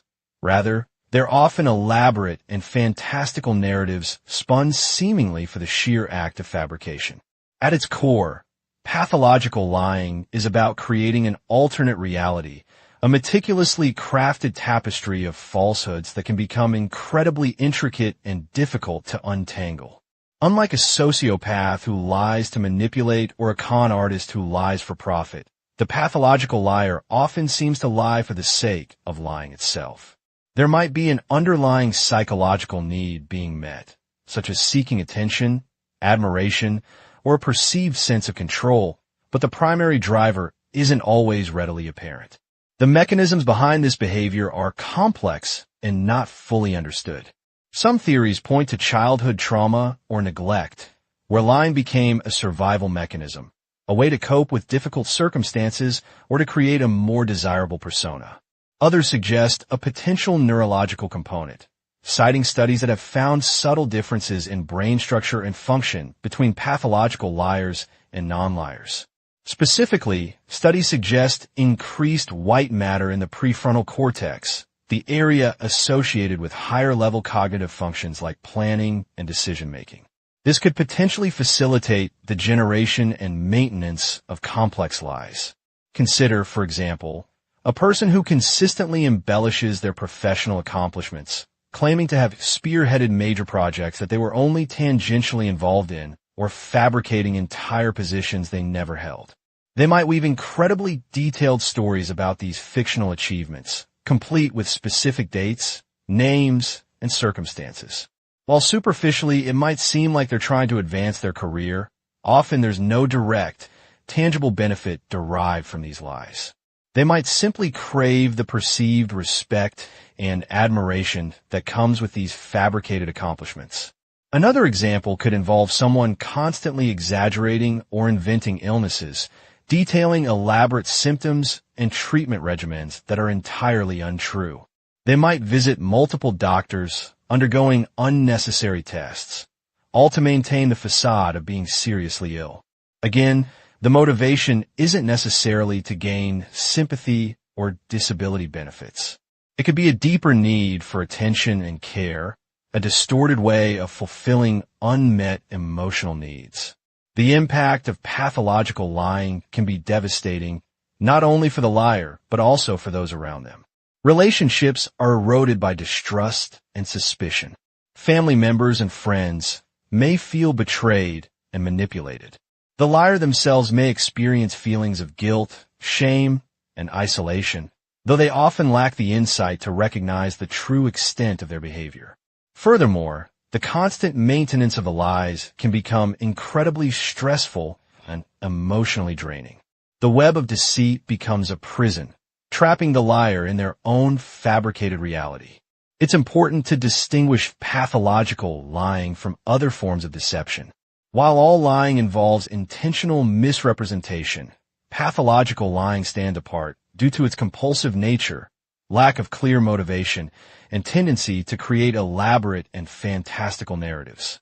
It's a complex psychological phenomenon that requires careful assessment and often professional intervention. Feigned ignorance, or the innocent facade, is a particularly insidious psychological maneuver where someone deliberately acts unaware or uninformed to manipulate a situation or gain an advantage. It's the calculated performance of naivete, a strategic dumbing down of oneself designed to disarm, mislead, or provoke a specific reaction from others. The core of this tactic lies in creating a disparity between perceived knowledge and actual knowledge. The individual employing feigned ignorance possesses information, but consciously chooses to present themselves as lacking it. This discrepancy is the key to its manipulative power. By appearing harmlessly uninformed, they can circumvent suspicion, elicit explanations they already know, confirming suspicions or gathering further details, or deflect responsibility for their actions. The mechanism works on several psychological principles. Firstly, it leverages the natural human inclination to correct perceived errors or educate the uninformed. People are often inclined to explain things, particularly when they believe someone is genuinely confused or unaware. The manipulator, under the guise of innocence, prompts this explanatory response, gaining insight or steering the conversation in a desired direction. Secondly, feigned ignorance exploits assumptions about competence and intent. When someone appears ignorant, they are often perceived as less threatening or less capable. This can lead targets to lower their guard, revealing information they might otherwise keep hidden or underestimating the manipulator's true abilities and intentions. Consider a classic example. A politician questioned about a controversial policy. Instead of directly defending or denying involvement, they might respond with something like, "Oh, that policy? I'm not entirely sure I'm up to speed on the specifics. Could you remind me what it entails?" This seemingly innocent request accomplishes several things.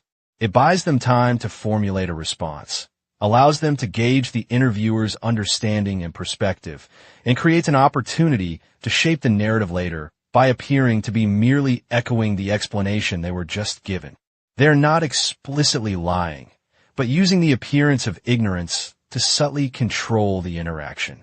Another example can be found in everyday workplace dynamics. Imagine an employee who intentionally fails to understand instructions, repeatedly asking for clarification or simplification. This might be a genuine misunderstanding, but could also be a calculated tactic to avoid responsibility for a complex task or to burden a colleague with extra work. By playing the role of the incompetent novice, they deflect accountability and shift the workload onto someone else. The impact of feigned ignorance can be significant. It can erode trust, create frustration, and ultimately distort reality. The target may feel manipulated and resentful, even if they can't pinpoint exactly what happened. The constant need to explain or clarify can be draining and time-consuming, diverting resources and energy from more productive endeavors. Furthermore, the long-term use of this tactic can create a climate of suspicion and paranoia, as people become wary of the apparent innocence of others. The manipulator also benefits. They gather information, deflect blame, and exert control over the situation. However, the constant performance of naivete can take its toll. It requires careful attention to detail and a consistent commitment to the facade. Over time, it can also lead to a distorted sense of self, as the manipulator becomes increasingly reliant on deception as a means of navigating the world. Furthermore, if the feigned ignorance is exposed, the consequences can be severe, leading to loss of credibility and damaged relationships. The innocent facade can crumble, revealing the calculating individual beneath. The double bind. It's a psychological trap, a no-win scenario meticulously constructed to induce confusion, distress, and ultimately, a breakdown in communication and self-perception. At its core, it's a conflict between two or more messages, where one message negates the other, leaving the recipient feeling utterly paralyzed. Think of it as a meticulously crafted maze with only dead ends. The key is the inherent contradiction. It's not just about receiving conflicting instructions. It's about the impossibility of fulfilling both simultaneously. Imagine a parent who constantly criticizes their child for being clingy and demanding, yet simultaneously punishes them for seeking independence. The child is caught. If they seek affection, they're deemed needy and suffocated. If they attempt autonomy, they're accused of being cold and ungrateful. There is no escape. They're damned if they do, and damned if they don't. Several crucial elements constitute a true double bind. Firstly, there must be two or more individuals involved, forming a significant relationship where power dynamics are often skewed. The originator of the double bind usually holds a position of authority or emotional importance, making the recipient vulnerable and less likely to challenge the conflicting messages directly. Secondly, two or more contradictory messages are delivered, often on different levels. One message might be verbal, explicit, and direct, while the other is nonverbal, implicit, and perhaps even unconscious. For example, a person might say, "I want you to be independent and make your own decisions," while their tone of voice, body language, and subsequent actions convey disapproval and control. The recipient picks up on both messages, creating a sense of cognitive dissonance and uncertainty. Thirdly, the recipient is unable to comment on the contradiction, to metacommunicate about it. This is a crucial aspect. The person trapped in the double bind is prevented from pointing out the inherent flaw in the communication, often through fear of reprisal or a complex web of emotional manipulation. Any attempt to question the contradiction is met with denial, defensiveness, or further manipulation, solidifying the trap. Finally, the double bind becomes a learned pattern. Repeated exposure to these contradictory messages internalizes the conflict. The individual starts to anticipate the impossibility of pleasing the other person, leading to anxiety, confusion, and a distorted sense of self. They may develop coping mechanisms, such as withdrawal, passive aggression, or a complete shutdown of communication, all of which further reinforce the dysfunctional dynamic. The impact of chronic exposure to double binds can be devastating. It can lead to feelings of helplessness, inadequacy, and a profound sense of disorientation. Individuals may struggle with self-doubt, difficulty making decisions, and an impaired ability to form healthy relationships. In severe cases, it has been linked to the development of mental health conditions like schizophrenia, although this is a controversial and overly simplistic interpretation. Imagine a workplace scenario. A manager tells an employee, "I want you to be innovative and take risks," but then micromanages every aspect of their work, criticizes any deviation from the norm, and punishes perceived failures. The employee is caught in a double bind. They are expected to be creative, yet simultaneously discouraged from actually acting on their ideas. The result is likely to be a demoralized, anxious employee who feels trapped and unable to succeed.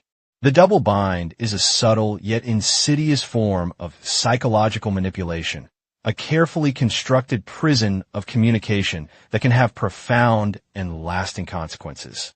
Recognizing its components and understanding its impact is the first step towards breaking free from its grasp. The seed of doubt, injecting uncertainty, is a manipulative tactic rooted in subtly undermining another person's confidence in their beliefs, memories, decisions, or or perceptions. It's not about outright denial or aggressive contradiction.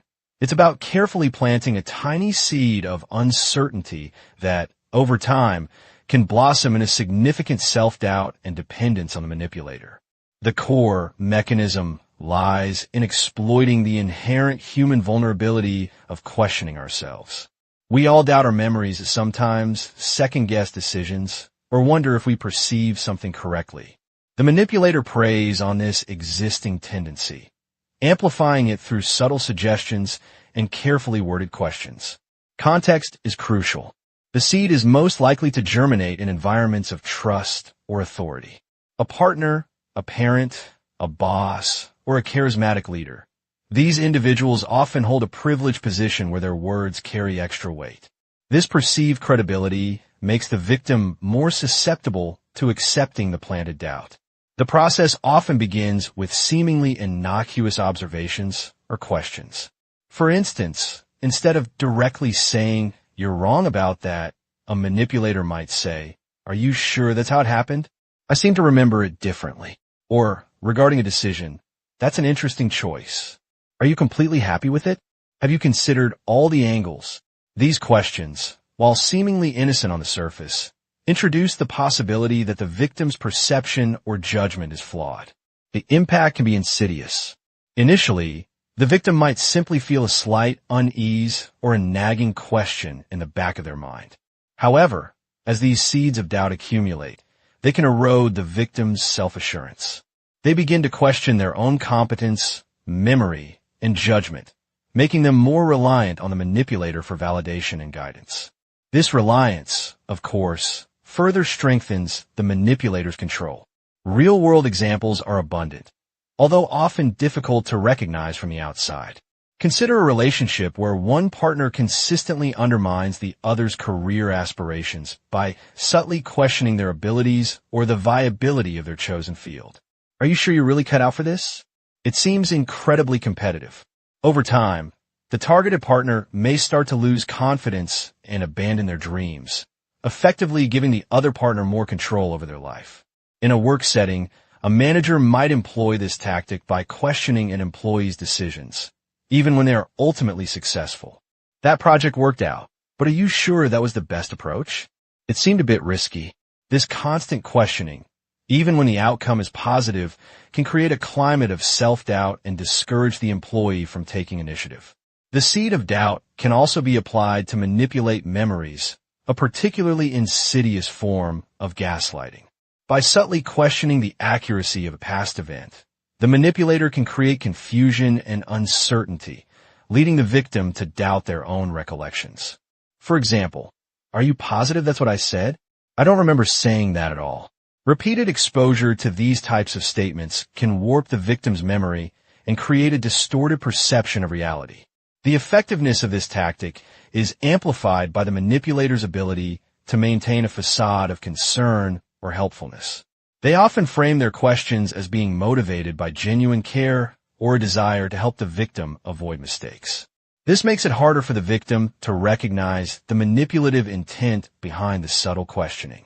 Ultimately, the seed of doubt thrives in an environment where the target feels vulnerable, insecure, and dependent. Public shaming, at its core, is the deliberate act of exposing an individual's perceived flaws, wrongdoings, or perceived transgressions to public scrutiny with the intent of inducing shame and, consequently, altering their behavior. It's weaponizing social pressure by leveraging our innate desire for acceptance and fear of ostracism. We are, after all, deeply social creatures. From the earliest tribes to modern society, belonging and social approval have been intrinsically linked to survival and well-being. Public shaming exploits this inherent vulnerability. The mechanism is relatively straightforward. An action is deemed unacceptable by a group. That action is publicized, the individual responsible is identified, and then, through various means, they are subjected to public criticism, ridicule, and condemnation. This can range from online pile-ons and doxing to organized protests and boycotts. The goal isn't necessarily justice or even rehabilitation, though those may be presented as justifications. The primary objective is often to inflict pain and humiliate the target, thereby deterring them, and ideally others, from repeating the offending behavior. Think of the digital era equivalent of the stocks in the town square, except amplified exponentially. A tweet with an insensitive joke, a video showing a moment of poor judgment, a leaked email revealing a controversial opinion. These can all be fuel for the public shaming fire. The online realm offers unprecedented speed and reach, allowing for swift and widespread dissemination of information, regardless of its accuracy or context. This creates a breeding ground for instantaneous judgment and collective outrage.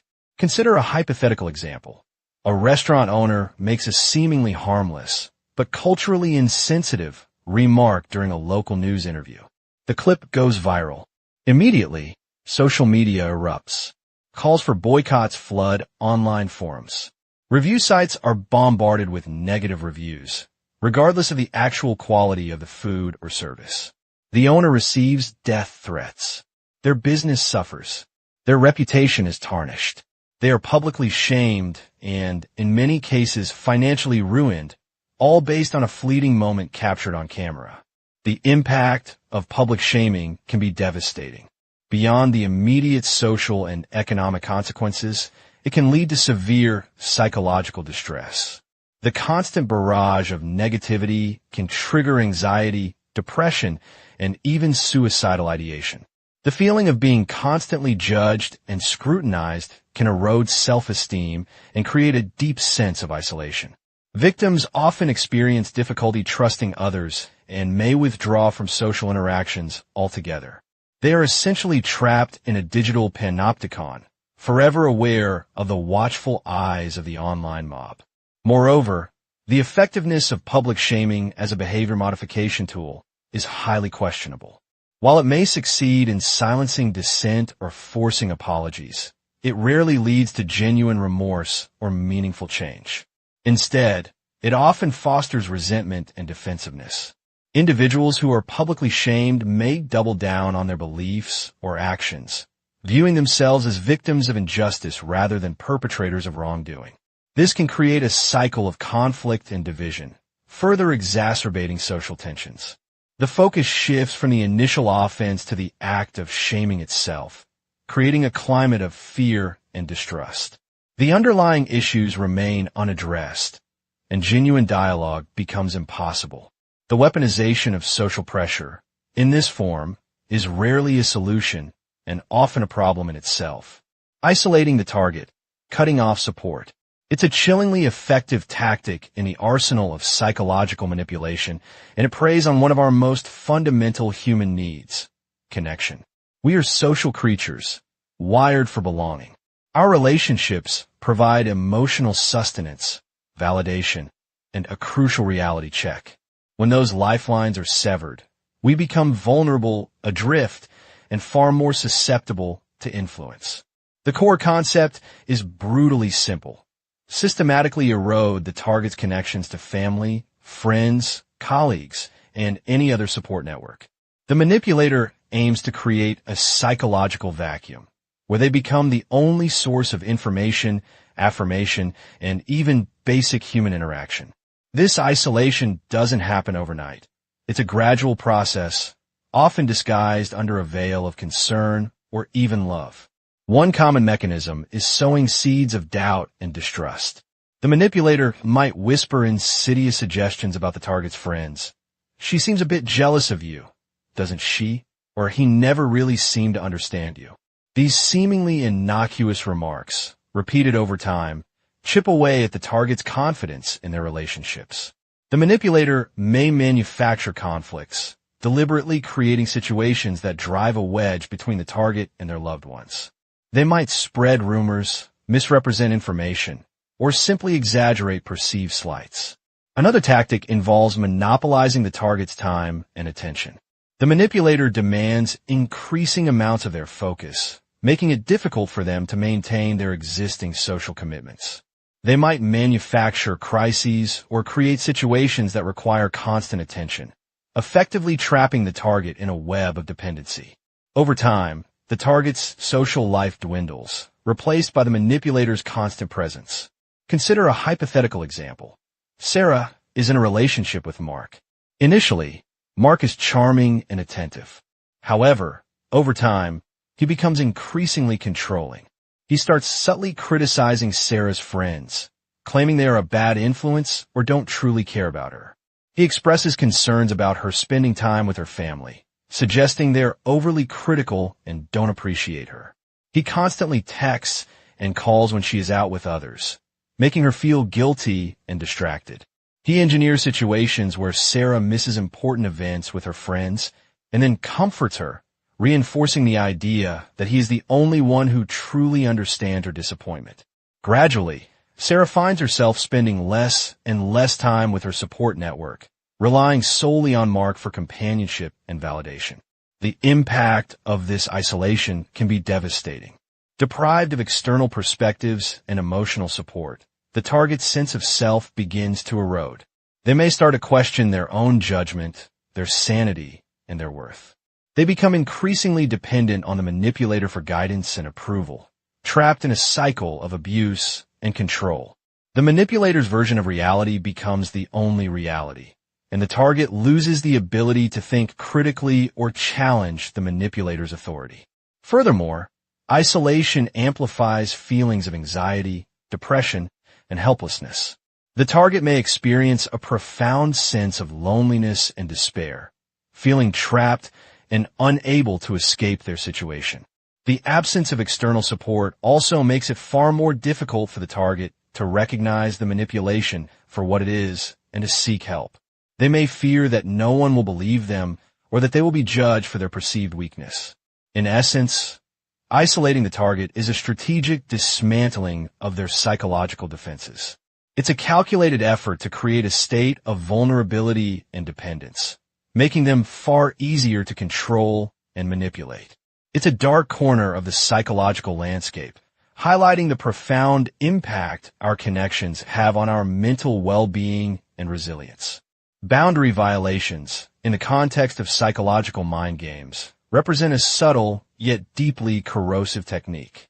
It's not a single dramatic act, but rather a carefully orchestrated campaign of inching closer and closer to previously established limits, eroding them over time until they effectively disappear. This gradual erosion often leaves the victim disoriented, questioning their own judgment and eventually accepting behaviors they would have initially rejected outright. The core mechanism relies on desensitization and normalization.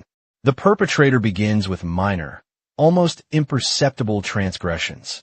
These might involve probing personal questions under the guise of friendly interest, borrowing small items and delaying their return, or subtly criticizing opinions in a seemingly constructive way.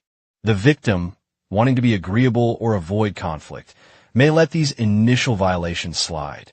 This is the crucial first step.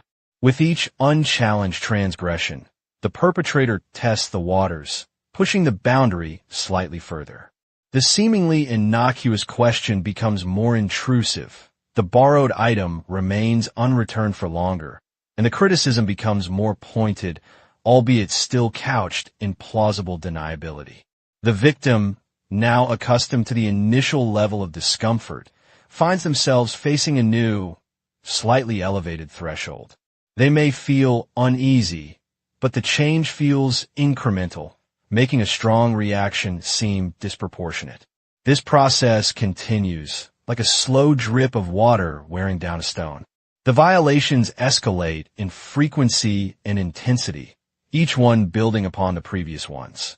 Eventually, the perpetrator may engage in behaviors that are overtly disrespectful, manipulative, or even abusive, and the victim, whose boundaries have been systematically dismantled, finds themselves surprisingly compliant.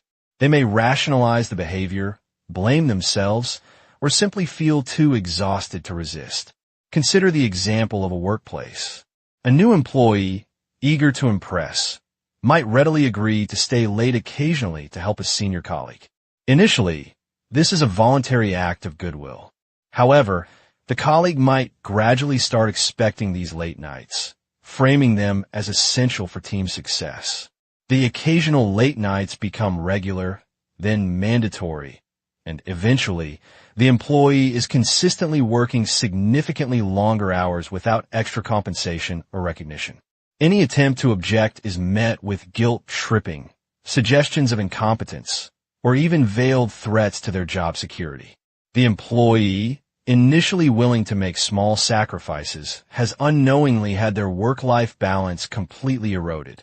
Another common example is in romantic relationships. A partner might start by jokingly teasing their significant other about minor insecurities. Over time, the teasing becomes more frequent, more personal, and more cutting. The victim, initially brushing it off as playful banter, may find their self-esteem slowly diminishing. The perpetrator then introduces controlling behaviors, such as dictating what the victim wears, who they spend time with, or even how they spend their money. Because the boundary violation began with seemingly harmless teasing, the victim may not recognize the severity of the control until they are completely isolated and dependent on the abuser. The impact of boundary violations extends beyond the immediate situation. Victims often experience feelings of confusion, anxiety, and self-doubt. They may struggle to trust their own instincts, leading to further vulnerability in future relationships. The erosion of personal boundaries can also have a profound impact on their sense of self-worth, leaving them feeling powerless and unworthy of respect. Recovery often requires significant self-reflection, therapy, and a conscious effort to re-establish healthy boundaries. The key is awareness and early recognition of the subtle signs of boundary violation, allowing individuals to assert their limits before the erosion becomes irreversible. Exploiting empathy, using compassion against you. It's a chillingly effective manipulation tactic rooted in our inherent desire to alleviate suffering. The core concept revolves around leveraging your compassionate nature, your ability to understand and share the feelings of another, to achieve a desired outcome, often at your expense. It's not simply appealing to your good nature. It's strategically weaponizing your own kindness against you. The mechanism at play involves crafting a narrative designed to evoke a strong emotional response, primarily pity and concern. This narrative can be real, exaggerated, or even entirely fabricated. The key is that it appears credible enough to bypass your critical thinking and trigger your empathetic response. Once your empathy is engaged, the manipulator subtly, or sometimes overtly, positions themselves as needing your help, support, or resources. The requests are often framed in such a way that refusing feels cruel, insensitive, or even morally reprehensible. Consider a hypothetical scenario. A colleague consistently arrives late to work, missing deadlines, and producing substandard work. Initially, you might attribute it to incompetence or lack of motivation. However, this colleague then starts sharing increasingly personal details about their life. A sick relative, financial struggles, a difficult breakup. The details are carefully chosen to tug at your heartstrings, painting a picture of someone overwhelmed and struggling to cope. Your empathy kicks in. You start covering for them, picking up their slack, and offering emotional support. You justify it to yourself by thinking, they're going through a tough time. I need to be there for them. The manipulator, consciously or unconsciously, has successfully exploited your compassion to avoid accountability and shift their responsibilities onto you. The impact of this manipulation can be far-reaching. On a personal level, you might experience increased stress, burnout, and resentment. You may find yourself sacrificing your own needs, time, and resources to support someone who is ultimately taking advantage of your good nature. Over time, this can erode your self-esteem and leave you feeling drained and used. On a broader scale, the exploitation of empathy can have detrimental effects on relationships and even entire organizations. In a romantic relationship, one partner might consistently play the victim, using guilt and emotional blackmail to control the other. In a workplace, a manipulative employee might feign illness or hardship to avoid challenging assignments or gain preferential treatment. This can create a toxic environment where genuine compassion is met with suspicion and distrust. The effectiveness of this tactic hinges on the manipulator's ability to accurately assess your vulnerabilities. They're skilled at identifying your moral compass, your desire to be helpful, and your fear of appearing uncaring. They then tailor their narrative to exploit these weaknesses, making it difficult for you to resist their requests without feeling guilty or selfish. Furthermore, exploiting empathy often involves a blurring of boundaries. The manipulator may share overly personal information too early in the relationship or consistently overshare their problems, creating a sense of intimacy that isn't genuine. This makes it harder to distance yourself or set healthy boundaries, further enabling the manipulative behavior. Recognizing this pattern is a crucial step in preventing this form of manipulation from taking hold. The ability to discern genuine need from manipulative tactics is paramount to protecting your own emotional and mental well-being. Minimization, downplaying the significance at its heart, is a powerful and insidious psychological tactic designed to reduce the perceived importance of an event, behavior, or emotion. It's about diminishing the impact, severity, or consequences of something, thereby lessening the responsibility or guilt associated with it. It's a subtle art, often employed unconsciously, but can be wielded deliberately as a manipulative tool. Think of it as turning down the volume on reality, making a loud, jarring sound seem like a mere background hum. The core mechanism is to present a situation as less significant than it actually is, either to oneself or to others. This can be achieved through various methods, including justification, rationalization, and simply stating that something isn't that bad. The context in which minimization occurs is crucial. It often arises in situations involving wrongdoing, conflict, or painful emotions. For example, an abuser might minimize their violent actions by saying, "It was just a slap," or "I didn't mean to hurt you that badly." This immediately downplays the physical and emotional harm inflicted, shifting the focus away from their responsibility and toward the perceived insignificance of the act itself. Similarly, someone struggling with addiction might minimize their dependence by saying, "I can stop whenever I want. It's just a social thing."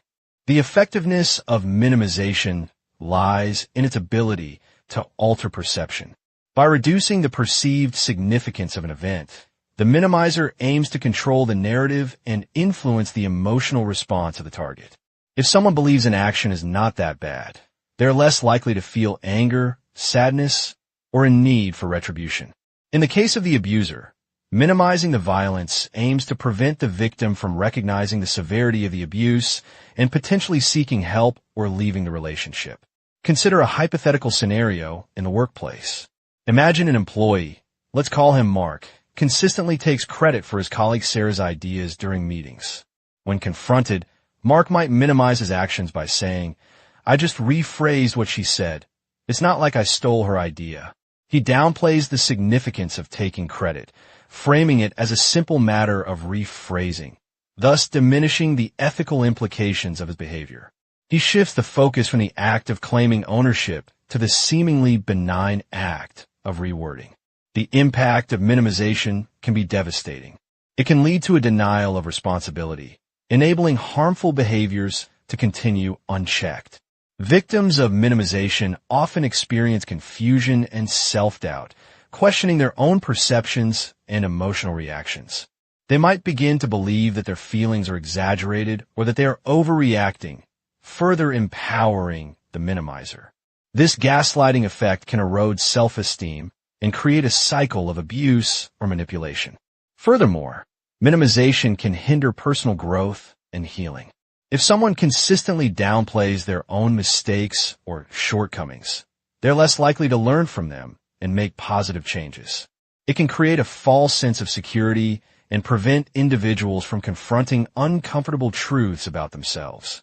Similarly, minimizing painful emotions can prevent individuals from processing and resolving underlying issues, leading to chronic anxiety, depression, or other mental health problems. Recognizing minimization is the first step in protecting oneself from its harmful effects. Pay attention to language that downplays the severity of events or emotions. Look for phrases like, "It wasn't that bad," "You're overreacting, it's not a big deal," or "I didn't mean anything by it." Question the motives behind these statements and consider whether they're genuinely intended to offer comfort or to manipulate your perception of reality. Ultimately, trusting your own intuition and validating your own experiences is crucial in resisting the insidious power of minimization. Trivialization, making your concerns seem petty. At its core, trivialization is a potent psychological maneuver designed to diminish the importance of another person's thoughts, feelings, or experiences. It's the art of taking something significant to someone and reframing it as insignificant, inconsequential, or simply not worth the energy it's being given. This isn't just a simple disagreement. It's an attempt to invalidate the other person's reality and perspective. The mechanism behind trivialization often involves subtle shifts in language and tone. Phrases like, "Are you still upset about that?" or "Don't you think you're overreacting?" are classic examples. The italicized words carry the weight of the attack, implying that the person's feelings are not only unreasonable, but also prolonged and excessive. It can also manifest in nonverbal cues, like a dismissive wave of the hand or a patronizing smile, reinforcing the message that the concern is unimportant. One common tactic is to compare the concern to something much larger or more significant. For instance, someone complaining about a minor workplace infraction might be met with, "Well, at least you have a job. Think about all the people who are unemployed right now." While acknowledging broader issues isn't inherently wrong, using them to negate the immediate concern effectively shuts down any possibility of addressing the actual problem. The implication is that the person should be grateful and not complain, regardless of the validity of their grievances. Another method is to focus on the supposed irrationality or emotionality of the person expressing the concern. Saying something like, "You're just being emotional," or "You're taking this way too personally," dismisses the concern as stemming from an unstable emotional state rather than a legitimate problem. This tactic is particularly insidious as it attacks the person's character and credibility, making it difficult for them to be taken seriously. It also plays into gendered stereotypes, where women's concerns are often dismissed as purely emotional, while men are expected to be stoic and rational. The impact of trivialization can be profound and damaging. Over time, it erodes self-esteem and self-worth. When someone's feelings are constantly dismissed, they may begin to doubt their own perceptions and question their judgment. This can lead to feelings of anxiety, depression, and isolation. Furthermore, it can create a power imbalance in relationships, where one person consistently invalidates the other's experiences, leading to a sense of helplessness and dependency. Imagine a scenario where a partner repeatedly comes home late without explanation. When confronted, they might respond with, "It's just 15 minutes, what's the big deal?" Or, "You're always making mountains out of molehills." While the lateness itself might seem minor, the lack of communication and consideration for the other person's time and expectations is significant. By trivializing the concern, the partner avoids taking responsibility for their actions and silences any legitimate complaints. Over time, this pattern can create a deep sense of resentment and distrust within the relationship. The effects are not limited to interpersonal relationships. Trivialization can also occur in professional settings, where employees' concerns about workload, harassment, or discrimination are dismissed as being overly sensitive or simply part of the job. This can create a toxic work environment where employees feel undervalued and unheard, leading to decreased productivity and increased burnout.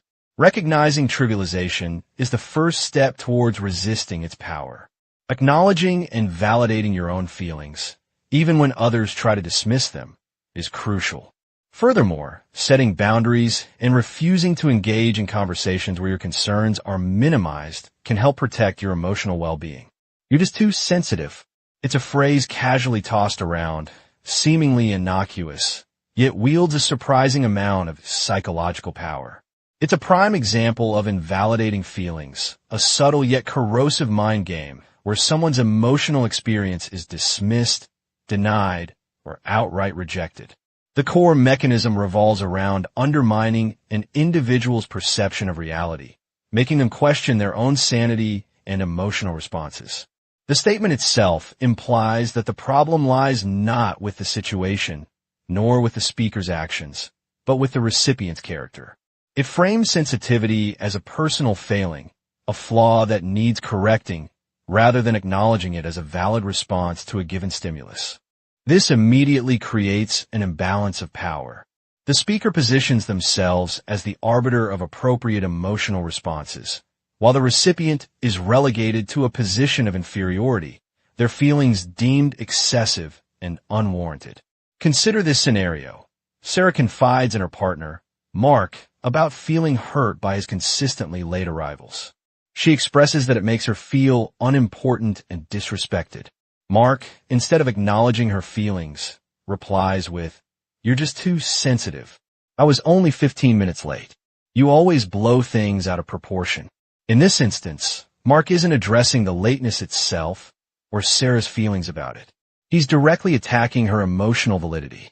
He's minimizing her experience by framing it as an overreaction, thus absolving himself of any responsibility for his actions.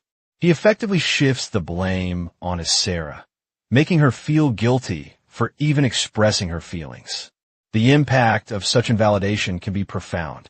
Repeated exposure to this kind of dismissal erodes self-esteem and fosters self-doubt.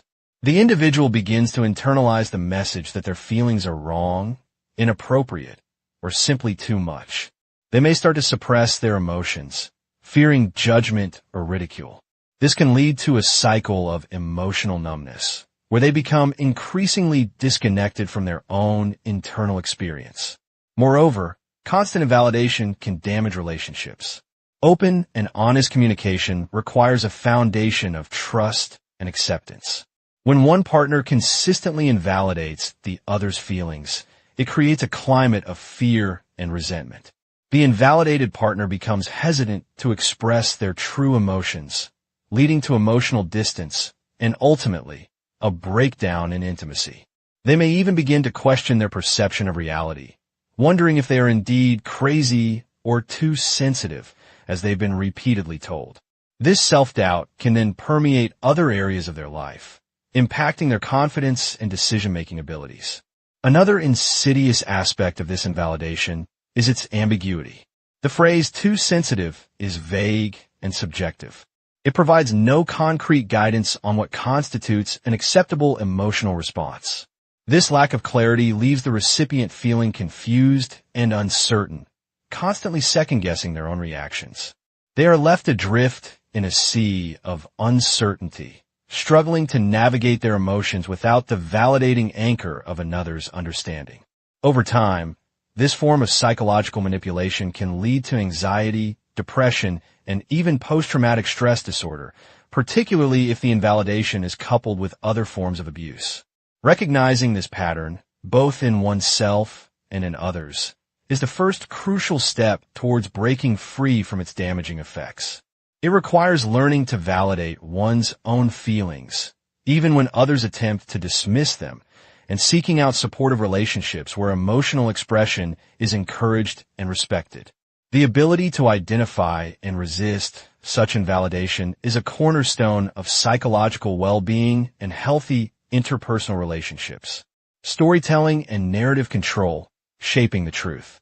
It's the art of constructing a version of events, a story, that serves a particular purpose, often to influence perception, manipulate emotions, or obscure uncomfortable realities. At its core, narrative control is about seizing ownership of the dominant storyline. It's about deciding which details are emphasized, which are omitted, and how the overall narrative is framed. The mechanism behind its effectiveness lies in our innate human predisposition to understand the world through stories. We are wired to seek meaning and coherence, and stories provide that structure. A well-constructed narrative bypasses critical thinking by appealing directly to emotions and existing biases. Once a compelling narrative takes hold, it becomes incredibly difficult to dislodge, even in the face of contradictory evidence. Context is crucial. A narrative operates within a pre-existing framework of beliefs, values, and cultural norms. To be truly effective, a narrative must resonate with this framework, either by reinforcing it or subtly reshaping it. Successful narrative control often involves identifying and exploiting existing anxieties or aspirations within a target audience. Consider, for example, the marketing of luxury goods. The story isn't just about the product itself. It's about the lifestyle, the status, the feeling of belonging that comes with owning it. Advertisements paint a picture of sophistication, success, and happiness, implicitly linking those qualities to the product. This narrative control shifts the focus from the product's utility to its symbolic value, creating desire and driving sales. In the political arena, narrative control is a potent weapon. Politicians and their advisors meticulously craft narratives around their policies, their opponents, and themselves. They might portray themselves as strong leaders, champions of the people, or responsible stewards of the economy. Negative narratives are used to demonize opponents, portraying them as out of touch, corrupt, or dangerous. Think of slogans carefully designed to create a simple, easily digestible story. The impact of narrative control can be profound. At an individual level, it can influence our self-perception, our relationships, and our decision-making. A person who consistently hears a narrative of failure might internalize it, leading to low self-esteem and a self-fulfilling prophecy. Similarly, a manipulative partner might use storytelling to gaslight their victim, distorting their reality and eroding their confidence. On a larger scale, narrative control can shape public opinion, influence elections, and even justify wars. The narratives surrounding historical events are constantly being reevaluated and contested, as different groups seek to assert their version of the truth. Understanding the power of narrative control is essential for critical thinking and media literacy. It allows us to question the stories we are told, to identify the underlying agendas, and to construct our own, more nuanced understandings of the world. We must be wary of accepting narratives at face value, always seeking alternative perspectives and evidence. The ability to deconstruct and analyze narratives is a vital defense against manipulation and a crucial step towards informed decision-making. Information overload, drowning in details. It's a psychological battle fought not with direct confrontation, but with sheer volume. Imagine standing beneath a waterfall, not of water, but of facts, figures, opinions, and demands. That's the essence of information overload. It's a cognitive state where the influx of information exceeds an individual's capacity to process it, leading to impaired decision-making, reduced efficiency, and heightened stress. At its core, information overload isn't just about the amount of information. It's about the relationship between the amount and our processing capacity. A manageable amount of information for one person might be overwhelming for another, depending on their prior knowledge, cognitive skills, and the complexity of the information itself. The mechanism behind this psychological manipulation hinges on a few key principles. Firstly, attention is a limited resource. We can only focus on so many things at once. When bombarded with information, our attention becomes fragmented, jumping from one piece to the next without truly absorbing any of it. This leads to a superficial understanding and a sense of being overwhelmed. Secondly, our working memory, the mental workspace where we hold and manipulate information, has a finite capacity. Trying to cram too much information into it causes a cognitive bottleneck. Older information gets pushed out, making it difficult to synthesize and retain new data. Think of it like trying to pour too much water into a glass. It spills over, wasting the water and making a mess.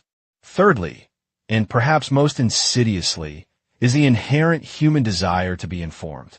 We fear missing out, leading us to consume more and more information, even when we know it's detrimental. This fear of missing out, or FOMO, is expertly exploited in the digital age, where news feeds and social media platforms are designed to constantly bombard us with updates and notifications, creating a sense of urgency and anxiety. Consider a real-world example, a political campaign.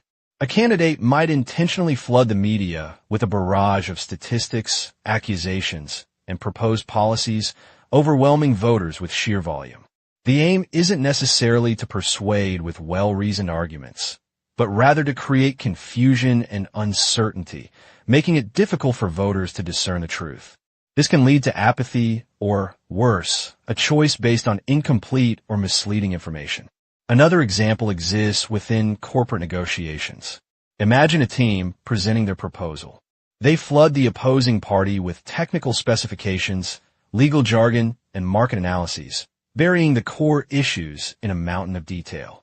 The intention might be to wear down the opposition, make them feel inadequate, and ultimately extract concessions they wouldn't otherwise agree to. The constant filtering and deciphering required to cut through the noise becomes exhausting. The impact of information overload is far-reaching. At an individual level, it can lead to decision fatigue, procrastination, and a feeling of being perpetually behind. It erodes confidence, increases anxiety, and impairs problem-solving abilities. In a professional context, it can lead to decreased productivity, errors, and burnout. In a broader societal context, it can contribute to misinformation, polarization, and a decline in critical thinking.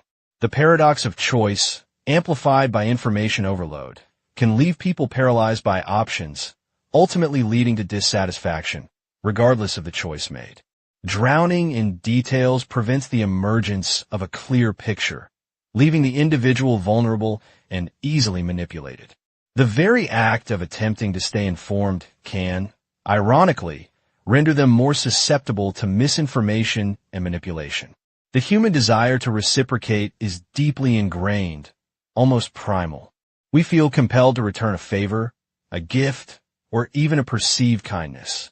This inherent inclination is the bedrock of the reciprocity trap, a potent psychological mind game that manipulates this very impulse to create a sense of obligation, often disproportionate to the initial gesture. The core mechanism hinges on triggering that automatic tit-for-tat response. Someone performs an act, offering unsolicited assistance, providing a small gift, or even simply sharing personal information, and subtly places you in a psychological debt. This debt, even if you never explicitly agreed to it, generates discomfort. We are social creatures, and owing someone, however minor, disrupts the balance of social interaction. The effectiveness of the reciprocity trap lies in its subtlety. The initial act doesn't necessarily need to be overtly valuable. It's the act of giving, the demonstration of goodwill, that sets the stage. A free sample at a grocery store isn't just about letting you taste the product. It's about initiating a feeling that you should, in turn, purchase something. The small gift subtly nudges you towards feeling obligated to reciprocate by making a purchase. Consider a hypothetical scenario in the workplace. Sarah, a new employee, consistently offers to help her colleagues with minor tasks, even when they haven't explicitly asked. She might offer to fetch coffee, proofread a document, or even just offer encouraging words during a stressful project. While seemingly benevolent, Sarah is subtly building a reservoir of obligation. Later, when she needs a significant favor, perhaps having a colleague cover a crucial presentation on short notice, the accumulated sense of obligation makes it significantly harder for her colleagues to refuse, even if it inconveniences them greatly. They feel pressure to return the favors Sarah has been doling out, despite the imbalance in the scale of the requests. The potency of the reciprocity trap is amplified when the initial gift or favor is perceived as personalized or requiring effort. If someone goes out of their way to do something specifically for you, the feeling of obligation intensifies. This is why personalized gifts, even small ones, are often more impactful than generic ones. The effort invested signals a greater degree of commitment, thus amplifying the psychological pressure to reciprocate in kind. Furthermore, the timing of the initial act is crucial. Offering assistance or a gift when someone is vulnerable or facing a challenge increases the likelihood of the reciprocity trap working. A helping hand during a moment of need is far more memorable and likely to create a lasting feeling of obligation than assistance offered during a moment of ease. The impact of the reciprocity trap can range from harmless, such as buying a product you wouldn't normally consider after receiving a free sample, to significantly detrimental, such as agreeing to a business deal that disadvantages you out of a misplaced sense of loyalty or indebtedness. Recognizing the trap is the first step to neutralizing its effects. Questioning the motivations behind seemingly generous acts and evaluating requests objectively, rather than being swayed by feelings of obligation, are critical defense mechanisms. Learning to politely decline unsolicited favors without feeling guilty can also help prevent falling victim to this powerful psychological manipulation. The illusion of choice, limited options, limited freedom. It's a masterful stroke of psychological manipulation, not because it eliminates choice entirely, but because it curates the options, effectively steering the target towards a predetermined outcome while simultaneously fostering a sense of agency. The core concept hinges on presenting a limited set of options, all of which serve the manipulator's underlying agenda. The target believes they are making a free decision, exercising their autonomy, when in reality, they're simply selecting the lesser of evils or variations on a theme orchestrated by someone else. The mechanism at play is a subtle hijacking of the decision-making process. Rather than outright coercion or command, which often triggers resistance and suspicion, the illusion of choice bypasses these defense mechanisms. The individual feels in control, therefore less likely to question the framework within which their choice exists. This is particularly potent when the presented options are framed in a way that makes the desired outcome appear the most logical, appealing, or even the only viable solution. Consider a hypothetical negotiation scenario. A used car salesman, intent on selling a particular vehicle, might present two seemingly distinct financing options: a high interest rate with minimal down payment or a slightly lower interest rate with a substantial down payment. The choice isn't whether or not to buy the car, but rather how to finance it. Both options, however, are designed to maximize the salesman's profit. The customer focuses on comparing the two plans, blinded to the possibility of exploring alternative financing through their own bank, or even walking away from the deal entirely. The illusion of choice has trapped them within a predefined box. The impact of this technique is profound. It can erode a person's sense of autonomy, leaving them feeling subtly manipulated and powerless, even if they can't quite put their finger on why. Over time, repeated exposure to such scenarios can lead to a general distrust of authority figures and a diminished sense of self-efficacy. People may begin to second-guess their decisions, wondering if they were truly acting on their own volition or simply puppets in someone else's game. This isn't limited to high-stakes situations. It permeates everyday life. Think about the menu at a restaurant. While seemingly offering a wide array of dishes, the restaurant has carefully curated the selection to optimize profit margins and inventory management. They might offer 3 different steak options, all prepared using the same cut of meat, but with varying sauces and side dishes, subtly guiding you towards the most profitable choice. You believe you're selecting your preferred dining experience, while the restaurant is subtly influencing your spending. In the political arena, the illusion of choice is a well-honed tactic. Voters might be presented with 2 candidates, both ostensibly representing different ideologies, but ultimately adhering to the same underlying corporate interests. The choice becomes a matter of selecting the lesser of 2 evils, reinforcing the status quo and preventing meaningful systemic change. The electorate feels as though they've participated in a democratic process, but their agency has been cleverly constrained. The ethical considerations surrounding the illusion of choice are significant. While it might seem relatively harmless in some contexts, like a restaurant menu, its use in more consequential situations, such as political campaigns or financial negotiations, can have devastating consequences for individuals and society as a whole. Recognizing this technique is crucial for maintaining autonomy and making truly informed decisions. Understanding that the options presented are not necessarily exhaustive, and that genuine freedom lies in exploring alternatives outside the prescribed boundaries, is the key to breaking free from this subtle form of psychological control.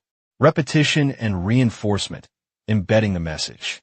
It's the cornerstone of not only effective advertising and political propaganda, but also a subtle, yet potent, tool in personal psychological manipulation. At its heart, it's a simple principle. The more frequently you hear or experience something, the more likely you are to believe it, internalize it, and ultimately act upon it. This isn't just about mindless parroting. It's about the gradual, often unconscious shaping of thoughts, beliefs, and behaviors. The mechanism is deeply rooted in cognitive psychology. Repetition exploits the brain's natural tendency to prioritize information it encounters frequently. Our brains are wired to conserve energy. If a piece of information keeps recurring, the brain assumes it's important, worth remembering, and likely relevant to our survival or well-being. This leads to a phenomenon known as the illusory truth effect, where repeated statements are judged as more truthful than novel ones, regardless of their actual veracity. The brain essentially equates familiarity with validity. Reinforcement, on the other hand, solidifies the message by associating it with either a positive or negative experience. It's the carrot and stick approach to mental conditioning. Positive reinforcement involves rewarding the acceptance or demonstration of the desired belief or behavior, thereby making it more likely to occur again. This can be as overt as praise and recognition, or as subtle as a shared smile or knowing glance. Negative reinforcement, conversely, involves removing an unpleasant stimulus when the desired behavior is exhibited. This could manifest as the cessation of criticism or the granting of privileges. Consider the advertising world. A catchy jingle, repeated endlessly on television and radio, becomes inextricably linked to a particular product. The jingle itself might be meaningless, but its constant repetition creates a sense of familiarity and positive association. When you're at the store, faced with a choice between several brands, the one with the familiar jingle often feels safer, more trustworthy, even if you consciously know there's no logical reason for it. The message has been embedded through repetition and perhaps even reinforced by the association of the jingle with entertaining commercials. In interpersonal relationships, this technique can be far more insidious. A manipulative partner might repeatedly criticize a person's appearance or abilities, slowly eroding their self-esteem and confidence. The constant negativity, though demonstrably false, becomes internalized over time, leading the victim to believe the criticisms are true. Conversely, a cult leader might shower new recruits with constant praise and affection for expressing agreement with the group's doctrines, reinforcing their adherence and discouraging dissenting opinions. The power of repetition is magnified when it's combined with emotional resonance. A political slogan, repeated endlessly in rallies and online, isn't just a string of words. It's designed to evoke strong emotions: fear, anger, hope, patriotism. The more emotionally charged the message, the more deeply it's etched into the subconscious. This is why propaganda often relies on emotionally manipulative language and imagery. The repetition doesn't just inform. It persuades by bypassing rational thought and appealing directly to the emotions. Ultimately, the key to resisting this form of psychological manipulation lies in awareness. Recognizing the mechanisms of repetition and reinforcement allows you to critically evaluate the messages you're exposed to, question their validity, and avoid being swayed by mere familiarity or emotional manipulation. Consciously seeking out diverse perspectives and actively challenging ingrained beliefs can act as a powerful antidote to the insidious effects of embedded messaging. The appeal to authority, a cornerstone of influence and often manipulation, hinges on our deeply ingrained respect for figures of power, knowledge, or status. It's the psychological shortcut that allows us to bypass critical thinking by deferring to someone perceived as more informed or capable. Blindly following the leader, in this context, becomes not just a matter of obedience, but a suspension of independent judgment. At its core, this phenomenon exploits our inherent social hierarchy and the evolutionary advantage of learning from those who possess expertise or experience. Early humans, for instance, benefited from adhering to the guidance of elders who understood survival techniques. This ingrained predisposition hasn't entirely faded, even as societal structures have evolved. The mechanism is multifaceted. Firstly, perceived authority evokes trust. We tend to believe authoritative figures are knowledgeable and acting in our best interests. This trust, whether earned or manufactured, disarms our skepticism. Secondly, there's the fear of repercussions. Disobeying or questioning an authority figure can carry social, professional, or even legal consequences, creating a strong incentive for compliance. Thirdly, the complexity of modern life often overwhelms us. Faced with intricate information or high-stakes decisions, relying on an expert seems like the most efficient and safest route. The impact is profound. In positive contexts, appealing to authority facilitates efficient decision-making and knowledge transfer. We trust doctors' medical advice, lawyers' legal counsel, and engineers' structural designs because we acknowledge their expertise. However, the potential for abuse is significant. Propaganda frequently leverages this tactic, associating political ideologies with respected figures to garner support. Advertisements often employ celebrity endorsements to sell products, even when the celebrity has no discernible expertise in the product category. The power of a white lab coat in pharmaceutical ads is a classic, if somewhat cliché, example. Real-world examples abound. The Milgram experiment, a chilling demonstration of obedience to authority, revealed how readily individuals would administer seemingly lethal electric shocks to others simply because an authority figure instructed them to do so. This highlights the disturbing potential for authority to override personal ethics and moral judgment. Even seemingly benign scenarios can be problematic. A manager's pronouncements in a workplace, even if lacking factual basis, may be accepted without question simply because of their position, stifling innovation and creating a culture of conformity. Consider a hypothetical scenario.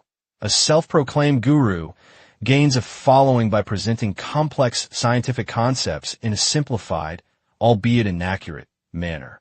They sprinkle their pronouncements with jargon and project an aura of unwavering confidence, convincing followers that they possess superior knowledge. These followers, intimidated by the guru's perceived expertise and lacking the scientific literacy to critically evaluate their claims, blindly accept their teachings, even when those teachings are demonstrably false or harmful. This illustrates how easily people can be swayed by superficial displays of authority and expertise, especially when presented with information that is difficult to independently verify. The critical takeaway is not to dismiss authority entirely, but to approach it with a healthy dose of skepticism. Question assumptions, seek independent verification, and cultivate critical thinking skills.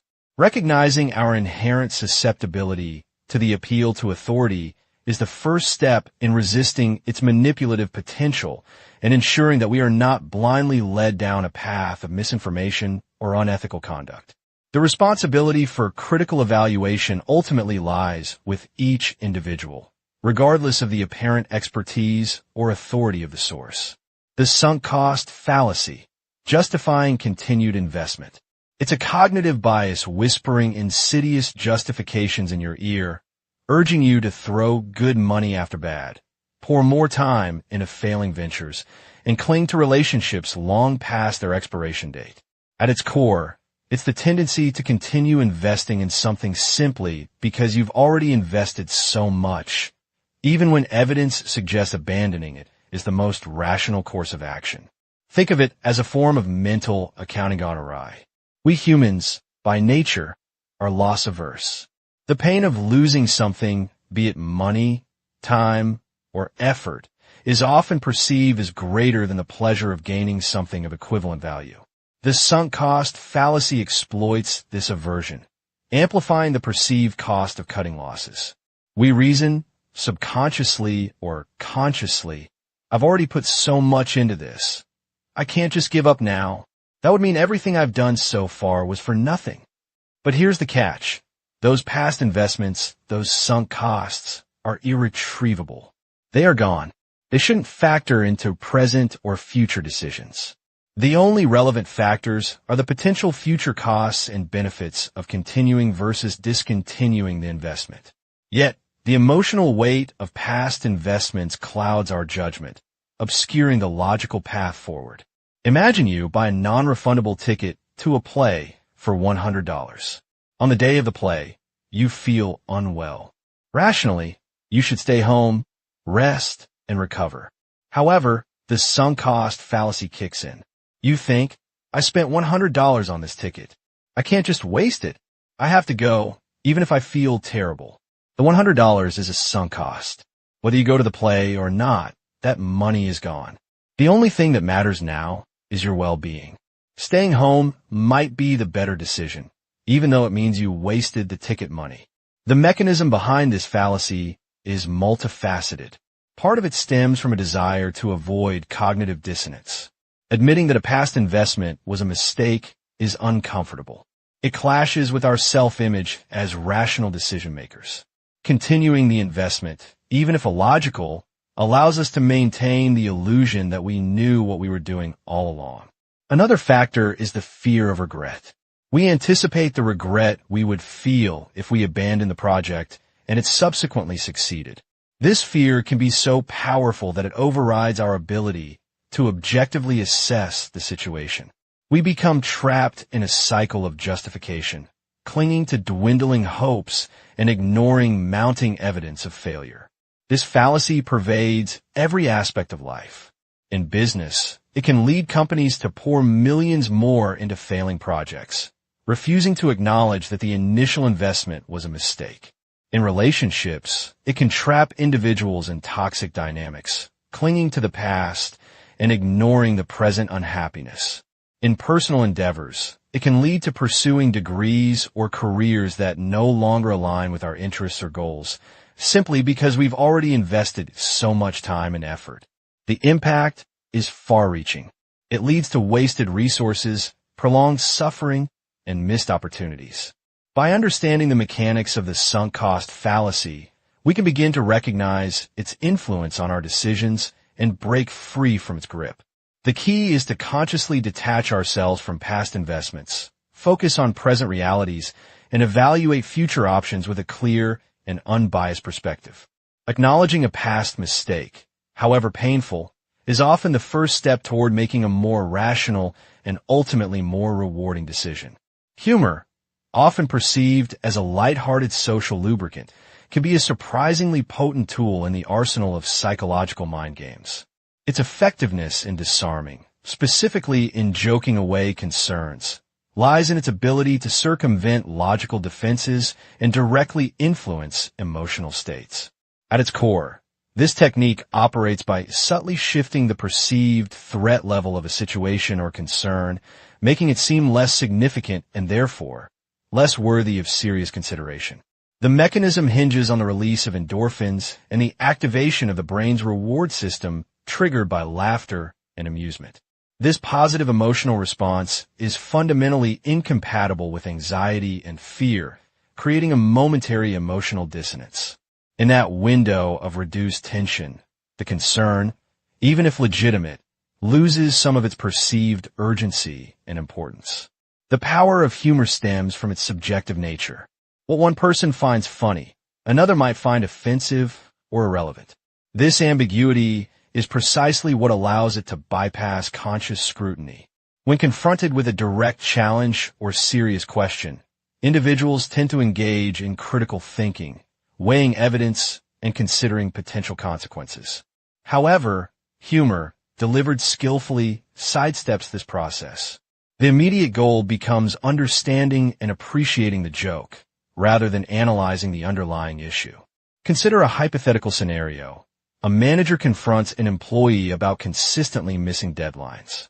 A direct accusation might trigger defensiveness, leading to excuses, justifications, or even outright denial. However, if the manager begins by saying, "I'm starting to think you have a time-bending machine hidden in your cubicle because deadlines seem to exist in a different dimension for you," the employee is momentarily disarmed. The absurdity of the statement, if delivered with genuine humor, creates a brief emotional shift. The employee is more likely to respond with a laugh or a self-deprecating comment, opening a pathway for a less confrontational, more productive conversation about the actual problem. The impact of this technique is multifaceted. Firstly, it fosters rapport. Sharing a laugh creates a sense of connection and common ground, making the target more receptive to influence. Secondly, it deflects attention. The focus shifts from the potentially uncomfortable or threatening subject matter to the humor itself, diverting the individual's mental energy away from critical analysis. Thirdly, it normalizes the situation. By presenting the concern in a humorous light, it implies that the problem is not as serious as it might seem, reducing the emotional intensity surrounding it. However, the ethical implications of this technique cannot be ignored. While humor can be used to diffuse tense situations and facilitate communication, it can also be employed manipulatively to trivialize legitimate concerns, avoid accountability, or silence dissenting voices. When humor is used to dismiss someone's feelings or belittle their experiences, it becomes a form of emotional invalidation, potentially causing significant harm. For example, joking about a colleague's anxiety or downplaying their professional contributions can undermine their confidence and create a hostile work environment. The line between playful banter and harmful manipulation is often blurred, requiring careful consideration of intent, context, and the potential impact on the individual. A crucial factor is the power dynamic. Humor from someone in a position of authority carries significantly more weight and potential for abuse than humor exchange between peers.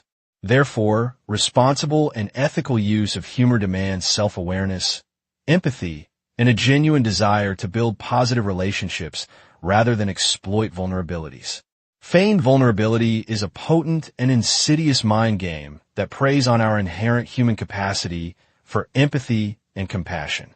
It's a calculated manipulation where someone pretends to be emotionally or physically weak, helpless, or deeply wounded, not for genuine connection or support, but to gain an unfair advantage, control, or access to resources they wouldn't otherwise possess. At its core,